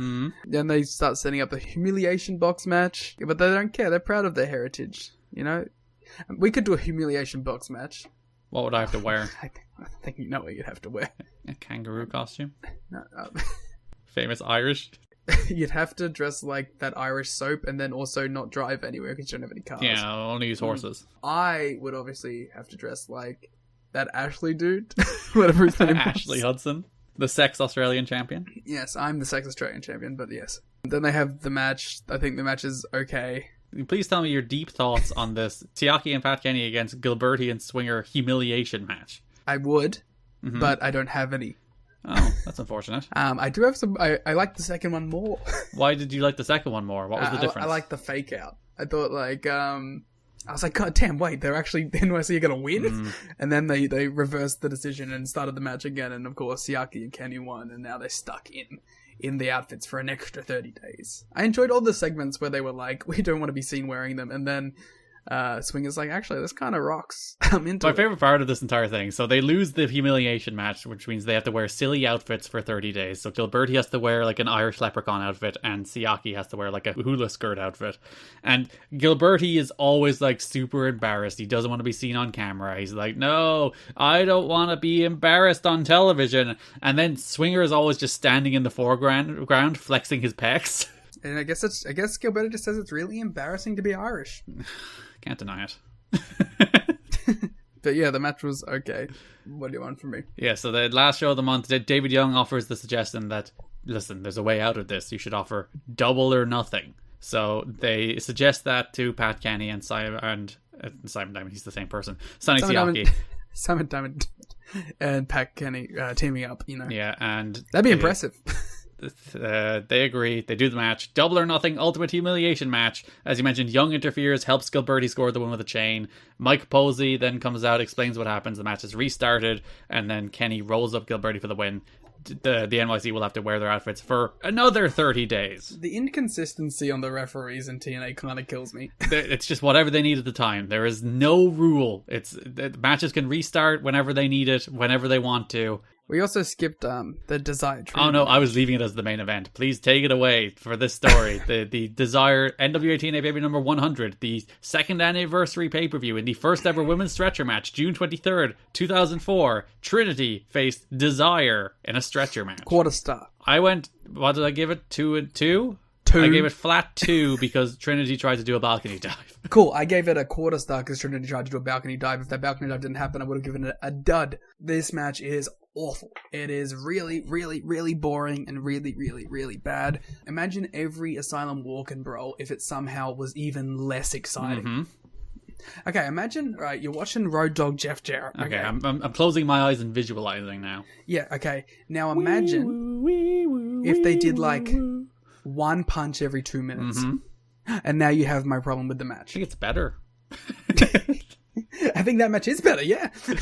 The weirdest... Because at least the crowd would give a shit. The weirdest thing about the stipulation here is instead of putting each other on the stretcher, they would bring them over to the stretcher, and then security would pick them up and put them on it. Security would push the stretcher, which is also weird. Yeah, this match just sucked in every way. I was telling Garrett, I watched this match on 2x speed, and it still felt like a snail's pace. I don't know how that manages to happen. This is the only time in history I've watched a match on 2x speed and still pressed the skip button because nothing took fucking place. Why do you hate women, Liam? It was cool. Trinity did try to do a leg drop out of the stand through a table, but then Desire moved. No, this is just bad. It's awful. It's shit. Gail Kim, please save us. We had a big debut at the end of it, though. In name only. Big Vito smashed the ambulance door into the face of Desire as he emerged from the ambulance to help Trinity put Desire in the ambulance. Vito is in TNA. I honestly forgot Vito was in TNA. Here he is. I was like, oh, it's Vito! I mean, I was like, oh, it's Vito too, but I didn't have a reason.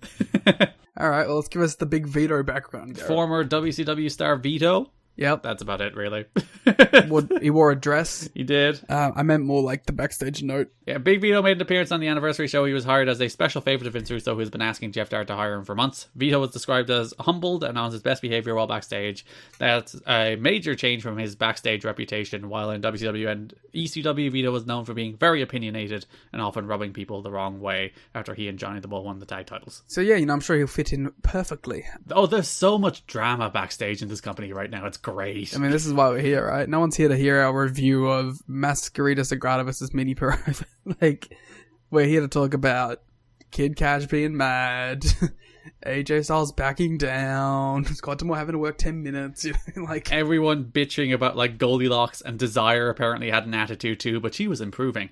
And every woman on the roster, Trinity is apparently taking after Kid Cash, because they're together, and she has attitude problems. Every woman, for some reason, again, Makes you think that Vito is problematic, that Raven is giving out that he wasn't on TV, that Johnny Fairplay is giving out that he wasn't on TV. There's like just so much bitching and moaning. Vince Russo hates the angles that he's in. Yeah, he thinks the TV sucks. Dusty is looking at power plays. Raven hates DDP. Everyone is looking to get ahead. It's great. It's like backstabbing and treachery. It's tremendous. Mickey Doyle, who appeared as a legend on the anniversary show, was a Michigan area wrestler who trained D'Amore. Showed up as a legend.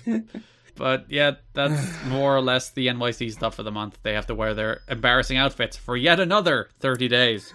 He has to be Irish for another 30 days. There couldn't have possibly been a worse fate. Coming soon to OTT. Glenn Gilberty. Irish Pat Kenny. Oh, run it back. Alright, let's wrap up with the last feud for the month. One that wasn't the worst. Sabu and Raven. Just Sabu. You know what? Go on. I think that this feud was pretty good. Yeah, so Raven started the month with losing the King of the Mountain match before then pivoting into his proper feud with Sabu. I was gonna say, I like this feud because it actually felt like Sabu was getting something. Yeah, which is for the first time in TNA history, basically. Maybe his debut was the last time he had something. When he faced Shamrock or Malice in a ladder match. In a ladder submission match. Then that was one of the best eras of TNA because it was just freak show wrestling. Yeah, and people would show up all the time and then disappear and then show up again. Which never happens now. Gorgeous George. You got Shamrock and Gorgeous George this month. That's less fun than Sabu. Shamrock's pretty cool, except he's bad in TNA. Nah, he had a really bad last run. I'm not exactly fucking doing flips over it. So, June 9th, NWA TNA Baby number 98. Raven is sitting outside the building where he has issued a challenge to Sabu. Yeah, I like this setting in a different spot. I think that's cool. Mm. I like his kind of homebrew version of the Clockwork Orange House of Fun match. Mm. Yeah, I dig this little aesthetic choice. My favorite part is they do a second one of these where Raven's just standing outside holding a burning kendo stick. Good in these like pre-edited promo stuff. Yeah, and then Sabu is like sitting backstage pensively looking at a photo of the original Sheik. Talking to his best friend Sanjay Dutt. His close personal friend Sanjay. Which, of course, Sanjay goes into the gut check match as well. Yeah, so franchise is outside with Raven. Raven is happy Douglas is an interviewer now. Raven points out that he's never had a singles match with Sabu, and then Raven says it's because Sabu is scared of him. I like that we find out almost immediately that this isn't the case, but Raven still runs with it. Yeah, he's just like, he's afraid of me. He doesn't want to fight me. He's a little bitch. Which I did enjoy. Sanjay does, as he mentioned, have a gut check match. He defeats David Young, D-Ray 3000 and Shark Boy. I don't know why Sanjay's on the chopping block, but listen, he lost that best of 3 against Red, I guess. I don't like the gut check match. It just feels mean. It does. It's like, you suck and you might be But also, fired. like, no one ever actually gets fired for losing him, so... Yeah. And then, of course, he gets the win and he immediately, like, leaves the building. Yeah, because he wants to go tell Raven what Sabu had to say. So Sanjay says there'll be no Raven versus Sabu match and that Raven knows about the promise. Raven slaps Sanjay and they brawl. Raven hits a low blow, attacks Dutt with weapons. Raven DDTs Dutt and says this was on Sabu's hands. Said promises they're made to be broken as Sabu checked on a beaten and battered Dutt. Well, was Sabu just hanging out the front while Dutt was getting the shit kicked out of him? Yeah, because of the promise. So he just has to stand there and watch as his pal gets killed. It would have been even funnier if Raven was, like, seen on camera just watching. Sabu, of course, I mean. But, like, he's going, I wish I could help, but I can't. He does the NXT conflicted face. June 16th, Hudson has Raven. Hudson then explains that Sabu and Raven have vowed to the Sheik that they'd never wrestle. I feel like they should have held that little mystery a little longer. Yeah, it doesn't make a lot of sense, but I think it's a decent question as to, well, why doesn't Sabu want to face Raven? And they do then explain that it's because they were both trained by the Sheik and they promised they would not wrestle each other. Yeah, and because, like, it also, that would make the time when Sabu finally does do it as, like, you know, why is now okay? Like, what rules were? And then, like, you could have the big moment where it's revealed why Raven wasn't doing it, but now he has to overcome that promise because of what Raven's done. Yeah, Raven was mad that Sanjay interjected himself into this and it says again, promises are made to be broken. So then he faces Sanjay. Raven, as mentioned, he hurt his ribs in one of the dark matches before TV, and he was still injured here, and he wrestled Sanjay, and he aggravated that rib injury. So that's we're gonna get slow development on this story for a while. It feels like Raven does kind of like disappear for a bit because I think this is Raven's last actual appearance. He does a promo where he's like, "Oh, you were right all along," because the Dusty got through to him. We'll talk about that in one sec. And then they do the thing where he hangs him, but the Raven's not actually there then. So I think this is actually the last show Raven is on this month. Yeah, but what did you think of the match? Yeah, so Raven basically squashes Sanjay. He had it won with a powerbomb, pulled him up. Raven promises to keep beating Sanjay until Sabu comes out. Raven pulled Dutt up again, taped his hands together, tries to maul Dutt with a screwdriver. My favorite, like, subtle thing that he did was he's like, I'm gonna keep torturing you, and he just, like, rubs his face into the mat, and I was like, that looked awful to take. Dropped hold him onto a chair. Raven pinned him, and Thomas then gave the fast count to save Sanjay, because Raven kept pulling him up, so the referee kind of intervened via fast count. That's a good touch, actually. I like that. I would say you have ref stoppage powers, but I guess it's Raven's rules. This was a Raven's rules match, so maybe he was like, no ref stoppages. There's no DQ, there's no stopping. Yeah, I like it though. So Raven starts taping Dutt's legs. He wants Dutt to call out for Sabu, which Dutt eventually does. Sabu gets between Raven and Dutt. Raven slaps Sabu, tries to provoke him. Sabu doesn't rise to it. Fucks up Sabu. He beats the shit out of him. He really does lay in those shots, which again really does work for the angle they're going for, that he's really trying to get the rise out of Sabu here. And this is Sabu, you know, this is the fucking wild man, and he's not biting. Eventually, Dusty comes out after security intervenes, and then he chastises Raven for not respecting the Sheik and forgetting what Sabu did for him. Then Dusty invites Raven to take a shot, to fight him instead, and Raven walks away. Raven being like, this has nothing to do with you. Get out. I'm a little sad we never get a Raven and Dusty match, but that would rule. Or even just more Raven Dusty back and forth. Yeah. So we have Sabu drama. I love Sabu drama. Let's go. Sabu's return all along was to set up for him to team with Raven and then feud, even though the team never really got going and plans for them to do a traditional split up kept changing. Raven pushed for it, thinking Sabu was the one wrestler he had never worked a singles match against, even though they were together in ECW as two of the company's biggest stars. Sabu, who had screwed up more than once in the past in TNA, had some office people arguing against using him. While his matches haven't been off the charts, he internally had zero problem during this run. Both he and Stephanie Bellers overslept their flights. Reoccurring trend here in TNA. Stop booking early flights.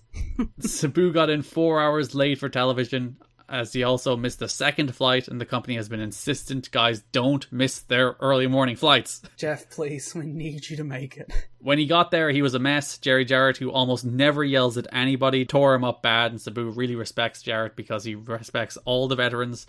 He was scheduled for a post-show dark match main event against Abyss, with the idea of giving the Loud Crowd a special match. For one, the Loud Crowd didn't really care once TV was over. Second, the match was, from several different sources, terrible. The funny thing is, according to wrestlers watching, it was Abyss and not Sabu who was in the wrong position and blew the spots. Others say it was Sabu though. But since Sabu was a mess and everyone could see that, he got the blame. There were people talking about not using him any longer, and Sabu was enraged after the show, saying he was frustrated how he was being used because he wanted to do more wrestling. He complained that his role in the pay-per-view, where he just stood there while holding a photo, was getting money he didn't earn because he didn't do a match. Which, that's the most honourable thing I've ever heard a pro wrestler say. Also, I don't believe it for a second. In the Abyss match the next night, the match ended with Raven doing a run-in on Sabu, and in climbing into the new six-sided ring, he thought he cracked a sternum. As it turns out, X-rays revealed a broken rib, although he's at this point expected to be out for 2 to 4 weeks. Explains why this feud's kind of on ice a little bit. By the time the night was over, Sabu was telling friends he wanted to quit, and several in the company thought he should be fired. Others were arguing against firing him, but said he shouldn't be used for a while. One person in the company who was close to him felt firing would throw him into a depression, and for his sake, giving him time off was the best thing for him. Others wanted to ignore what happened so as not to interrupt the plans. Fucking wrestling. And there was even a suggestion of keeping him around for the first match with Raven, which is now going to be a few weeks away, and hold off any other decision until then. At press time, it appeared they were going to keep using him so as not to change pre-existing plans. The Jarrett's kind of running into the situation that I run into every time I try to book TNA 2004 to 2006, where Sabu continues to be a problem. Now you understand why all those mods are train wrecks, where it's like everyone's unhappy, everybody's bickering. You look at this backstage locker room, it's like, oh yeah, it's actually true to life, isn't it? It's like, yeah, can you get it together for my sake? I'm sure. I remember like this one time we were playing and you're trying to do this like Sabu, Rhino, Raven thing, and just every show they would all be fucking up, and you're like, come on, please. Just want to have one good match, please. Come on, guys. And then like I see, like it's a hard thing because I guess it's not like the biggest storyline on the show, so you could find a way to cool it off for a bit, but they have invested weeks into this now. But also like you should probably put people's health above all. Yeah. Your little wrestling story doesn't matter, ultimately. It's a hard balance. Especially with guys like, you know, a Sabu who's, like, insisting that he wants to be a part of the show.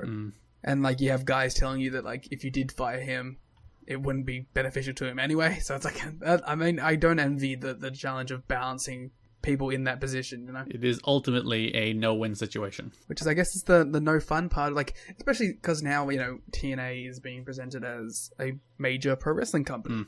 If it's just an indie, then you're just like, well, fuck off. Yeah. You know, it doesn't matter. We can just not book the guy for the next show. But this is a television pay-per-view product now, and with that, some expectations come along, and it becomes a more serious and more dependent business. Yeah, it's not like this stuff never happens in WWE, but it is exceedingly rare that you have these kind of blow-ups. Like the kind of Sasha and Naomi walking out thing is such an impactful news story because it just doesn't really happen there. People just like swallow their problems and get on with it. Yeah, and then when it does happen, you know, they get villainized in the media. They do the full hit job. Park gets put on ice for a year and a half. Mustafa Ali is on the same way until they make him swallow his pride and get back to work, you know? It's a lot. So later in the show, Hudson has Raven. Raven apologized to Sabu after Dusty's speech and says next week he's going to have a tribute to the Sheik. And Mike Tenay is like, I like that Mike Tenay is like, he's fucking lying. I don't believe him. So yeah, we go to this. Yeah, but before that, we do have the Naturals face Sabu and Sanjay on Impact. Naturals win with the Naturals. It was disaster. a decent little match. So yeah, Franchise is backstage. He's looking at Raven's tribute to Sabu, which was a dummy hanging itself. I hate to say that I did not trust TNA enough to not go and search his cause of death. Because I was like, okay, I need to see how bad a taste this is. He died of heart failure. So it's only kind of in bad taste. Yeah. He'd only died the year before, too. It's not like he's been dead 20 years. Yeah. I imagine that, to be honest, though, like, if I'm the Sheik, I'm probably the workerest worker in the world, and I'm like, yeah, man, do it. Yeah, you turned my death into an angle. 100%. Which I guess that was always the Eddie defense in WWE. Eddie would have loved this. So Franchise is like, you don't want to look at this Sabu, but then Sabu walks in, looks at it, he's sad. Then Mickey Doyle randomly approaches and tries to talk Sabu into doing the right thing. Which is to beat the fuck out of this guy and break your promise to your dead uncle. Yeah, Mickey Doyle, they built up throughout the whole show that he was here for personal reasons, not just to be a legend. Yeah, because they had a bunch of seats there, because like Larry Z was there, Sarah the Ticket Taker was there, Harley Race was there, Dusty was meant to be there, but he was taken out by the guitar shot, and Mickey Doyle was there. Selling it. Dusty's a pro. Which of these names? Even though Dusty did walk out of the main event. I also do love a little Harley appearance. I'm always down for a Harley Race appearance. Yeah, he never does much in Impact, but he's also just a cool dude, isn't he? Corsica Joe was the last person there. Who I definitely know. He's been on the show before. before. But who I definitely know. As this guy who shows up occasionally in TNA. We did Raven's injured, so he's hurt his ribs. Apparently he had severe cases of pneumonia too. He's having a rough time, Raven. Yeah, I can relate. Well, we get to end it on a real strength here. So yeah, Sabu and Sanjay defeat Team Canada. Nice little match. That's it. That is everything that happened. This is the longest recording we've ever had. Very quickly, show by show, there is 9 of them. NWA TNA Baby number 97, June 2nd is the show we did a watch along for. It is the debut of King of the Mountain. TNAchat.com or patreon.com/kiddingme if you would like to hear our full reactions to that show. You got anything, Liam? No. Cool. Impact, episode number 1, June 4th, 2004. First episode of Impact. We've also done a watch along for that. We also discussed it in depth. Yeah, we did an actual review of that one because it felt notable to do a review of. But also, you can listen to our full instant reaction watch along to it. TNAchat.com, patreon.com/kiddingme, and it is absolutely free. Thoughts on this show, Liam? We already said it in detail. Go listen to our commentary of it. Go watch it. It's on YouTube. Good times. And very important historically. How do you feel about Shane Douglas as a backstage interviewer? I'm generally positive, but I'm very worried that Scott Hudson will get the boot because of it. He does. That's upsetting, because he's really good. NWA TNA Baby number 98, June 9th, 2004. My birthday. I would have turned 12. Were you watching this for your birthday? No, I didn't know. Actually, I probably did know TNA existed, maybe. I might have watched some of it on the wrestling channel. Did you wake up early on June 9th and go, Mem, please buy... please buy me the TNA pay-per-view number 98. I need to see Sanjay Dutt's gut check match, Mama. Why are you southern? Because I'm watching the Nashville show. I've adopted the accent. Oh, Mama, I need to see the NYC. Michael Shane and Chris Sabin. I think my favorite part of this show is when they announced the Triple Jeopardy match. Don West says on commentary, I don't know what that is, but amen. Don West, the best. He starts talking about how Trinity is like the female star of the company, and she's like the king of the female mountain. Not Queen of the Mountain. That's too hard to put together. No, king of the female mountain. King of the Female Mountain. Killings has the theme here that's the Amazing Red theme, the one he would have in like 2009. Really? Also, there's a suplex in the AJ and Kazarian match where they're on the turnbuckle and AJ suplexes Kaz to the floor. Sounded like it sucked. Yeah, I mean, these two are young and can kill themselves. It's fine. Impact, Episode 2, June 11, 2004. Anything. David Young is worried and anxious. that is what I have written down. Yeah, no, this is like the one time we see Team Mexico as a unit completely together. Yeah, they're not doing much this month. They're just off doing their own thing. Mm-hmm. And AJ coming out as ex-champ just feels right. Of course. It just feels right. NWA TNA Baby number 99, June 16, 2004. What do you got? Ibis's gear is terrible. Again, I feel like if he just kept the skulls on both sides, I'd be into it. It's the weird tribal tattoo that really throws me. I have the words, "You're an evil reptile" written down, which feels like a Goldilocks line, but I'm not sure. I should really take better notes on who says what and when. I actually do think it's a Goldilocks line based on where it is on my notes. I think she says the words, "You're an evil reptile" at some stage, or somebody says that to her, or maybe it's a Don West line. Maybe that can be the fourth thing we add into the title. Evil reptile. Yeah, I got nothing on this one. Yeah. When they won the flag match, Scott D'Amore did this like sensational over-the-top celebration. It was the best thing that's ever happened. And when he did the sit-down interview with Mike Tenay, he was like, "Mike, may I call you Mike?" Which just feels like such a subtle heel thing. Like, it's such like a traditional like heel trope to be like, "May I call you blank?" and then to do it anyway. Impact number 3, June 18, 2004. My favorite Don West line on this is like, they should call him D-Ray 3000 to 1 because those are his odds of winning here against the Biss. I do appreciate that. Then they're like, well, you know, but crazier things have happened. He did have that upset win against David Young. It's true. I don't think it's an upset. NWA TNA Baby number 100, June 23, 2004. We did miss a big one here, which is the minis match. Yeah, that's what we're going to get to now, because it also has a great post-match thing. So, yeah, we get the minis here. I like that mini. Garrett is the big man. Yeah. It's fun. Yeah, I thought it was a good little match. Masquerita Sagrada is actually always just fucking great. He's so good, isn't he? But then, of course, David Young comes in, beats everyone up, demands that Mike Posey make the pin. He refuses twice. David Young pushes him around. Eventually, the minis have enough. They bite him on the ass. As one does. And he's running around like a fool. And, of course, takes a big dropkick from Mike Posey, who hits an AJ Styles S dropkick, I have to say. Yeah, Mike Posey was a wrestler, so it does make sense. But also, the crowd went nuts when he hit that dropkick, too. Everyone pinned him, and he takes 3 more losses. Yeah, that's how it works. Those are the rules. Well, not according to Don West. He says some inappropriate things. Yeah, Don. Mm-hmm.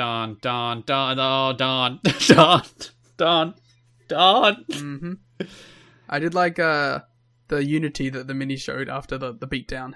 Like, this is fucked up. I just read in my notes what Don actually said. I'm like, Don! Yeah, it wasn't great. Thumbs down, Don. This match was meant to go 12, but they started slow to build to all their dives in the final 3 minutes, but Jerry Jarrett got super bored thinking they were sticking the place out, so they cut the match to 8, so they just had to go home before they did any of their cool spots. They should have just ignored him. Like, you're doing a one-shot anyway. Who gives a fuck? When Don was trying to sound, like, more progressive, when he didn't want to say ladies, he's like, these aren't ladies, they're tough, and he was like, they're gals. He should have been like, they are female kings. Impact episode number 4, June 25th, 2004. What do you think? How are you feeling? At this point, I am thinking that Impact is better than the pay-per-views. And we'll get the big announcement. Dennis Rodman will be in the Impact Zone next week. Oh, I was reading ahead in the notes. There's a bunch of like debacle stuff with Dennis Rodman as well. That's fun. I'm so excited because, and I'll tell you what, that'll be a house sellout. That'll be a lounge room sellout in this house because my housemate loves Dennis Rodman. So yeah, you can look forward to us talking about Dennis Rodman in July. A pro wrestling legend. Indeed, he's WCW hero. Also, just the coolest guy ever. Just not going to Bulls training sessions to go fucking hang out and do WCW. The best. Monty had his theme here. Pat Kenny was way too competitive with Monty in that match, by the way. He's getting a push at the moment. Still. We get a cool little segment with Disco and Swinger backstage just being mad that they're being filmed. Yeah. Oh, and Abyss caught AJ doing the Fosbury flop and just threw him into the post. I wanted to mention that too. That spot was so cool. Oh, rocked. Abyss rules. Abyss and AJ are just the best together. I'm really looking forward to that cage match, which I have seen recently, but I'm looking forward to rewatching it. And then last show of the month, NWA TNA pay-per-view number 101, June 30th, 2004, from the Asylum in Nashville, Tennessee, 1,250 sellout, heavily papered. By the way, if you ever want to know how many people are at any of these shows, we've never mentioned it because it's usually about the same number and it's usually always papered. Show notes, you can see how many were at all these shows. TNAchat.com, patreon.com/kidding me. NWA TNA pay-per-view 100 and NWA TNA pay-per-view 101 were shows that I did not like the wrestling, but I thought were really easy watches and I enjoyed. There you go. That is the month. That is June 2004, our longest podcast recording ever. We're on 4 hours, 8 minutes. It'll be cut down to probably about 3:30, 3:40 in editing. But let us know. We went 4 hours, 8 minutes on this podcast. I'm very excited that my promise of delivering a Wrestle Kingdom has paid off, so we can add Wrestle Kingdom to the title. We also mentioned Sasha Banks, so we can add Sasha Banks to the title. You can follow us on Twitter at TNA History Pod. You can follow me on Twitter at, I nearly said the Gleet Muda, at Garrett Kidney. You can follow Liam on Twitter at the Gleet Muda. At Garrett Kidney. You can head to patreon.com/kiddingme or tnachat.com to get all of your fun Patreon content, including a full Ring Cat King series, a full 2010 Monday Night War series, our current ongoing Global Force Wrestling series, our current ongoing Raintaker series, watch-alongs of a bunch of shows at this stage, including a WrestleMania in there somewhere, reviews of Chris Rock film, drafts, a fun game that I'm doing now. Liam's apparently doing a game. It's about cage matches or something. We'll looking forward to that. Garrett got it wrong. I did get one of them wrong that he sent me. Upcoming on Friday will be the next Raintakers covering the 2012 G1. Upcoming then that weekend will be the next episode of Global Force Wrestling. I won't even say we'll be back in 2 weeks. We'll try and get back as soon as we can. It was a month this time. Sorry about that. I caught COVID. What do you want from me? The July 2004 episode. That is another 9-show month, but at least this time it's 5 impacts and 4 pay-per-views rather than 5 pay-per-views and 4 impacts. In my defense, right, guys, I am back at university now. And for one of my classes, I have to watch 2 movies and 4 episodes of TV. What TV show? Cry was last week's. Oh. Why aren't they watching good shows? Well, it has to be Australian or be related to something in Australia, as it is an Australian screen culture class. Boo! I watched Picnic at Hanging Rock. Is it good? It is interesting. So guys, there's like this whole theory in Australian cinema called the Lost Child theory, right? Where we talk about how bushland and how there's this consistent theme because of our own actual news stories about children being lost and being found within our environment, and so we play off of it a lot in our cinema. And this is a story particularly about a bunch of white girls getting lost in the bush, and about how Australian culture will then go and it's a whole big representation about colonialism. It's a whole thing. If you want to actually know about it a bit more, watch the movie called Terra Nullius. You can catch it on Vimeo. It's a very fun little edit movie, and you can see Skippy the Kangaroo talk to you about how all these white women getting lost actually helps continue stigmatism towards Indigenous people in Australia. Sounds like a good time then. Garrett, I have a question for you. Oh no. Do you think that this show was an 8 out of 10 or a natural 20? I think it was a 20. I think it was a 20 as well. For context, Liam was messing with a dice at one stage, and I told him to get rid of it, and then he threw it, and it landed on either 8 or 20. And that was how good this show was going to be. And I think you should all go to podcast service and give us 5 stars or whatever the rating is, because we were so good. Yeah, should we do that? People always do that in their shows, and I feel like we never push that. Yeah, we're on 20 ratings on Spotify, which is pretty good. One guy didn't like us. The rest of them were pretty cool. You can head to any podcast platform, or honestly just go to your social media. Go to your Twitter machine right now and go, hey guys, I like at TNA History Pod. I think it's a really good show and you should listen to it. If you made it into the 4th hour. And that's how you can spread the word about this here show. As said, we'll be back when we're back with the July episode. Hopefully sooner rather than later, but we'll see you then. Thanks for listening, and bye-bye. Do the damn thing.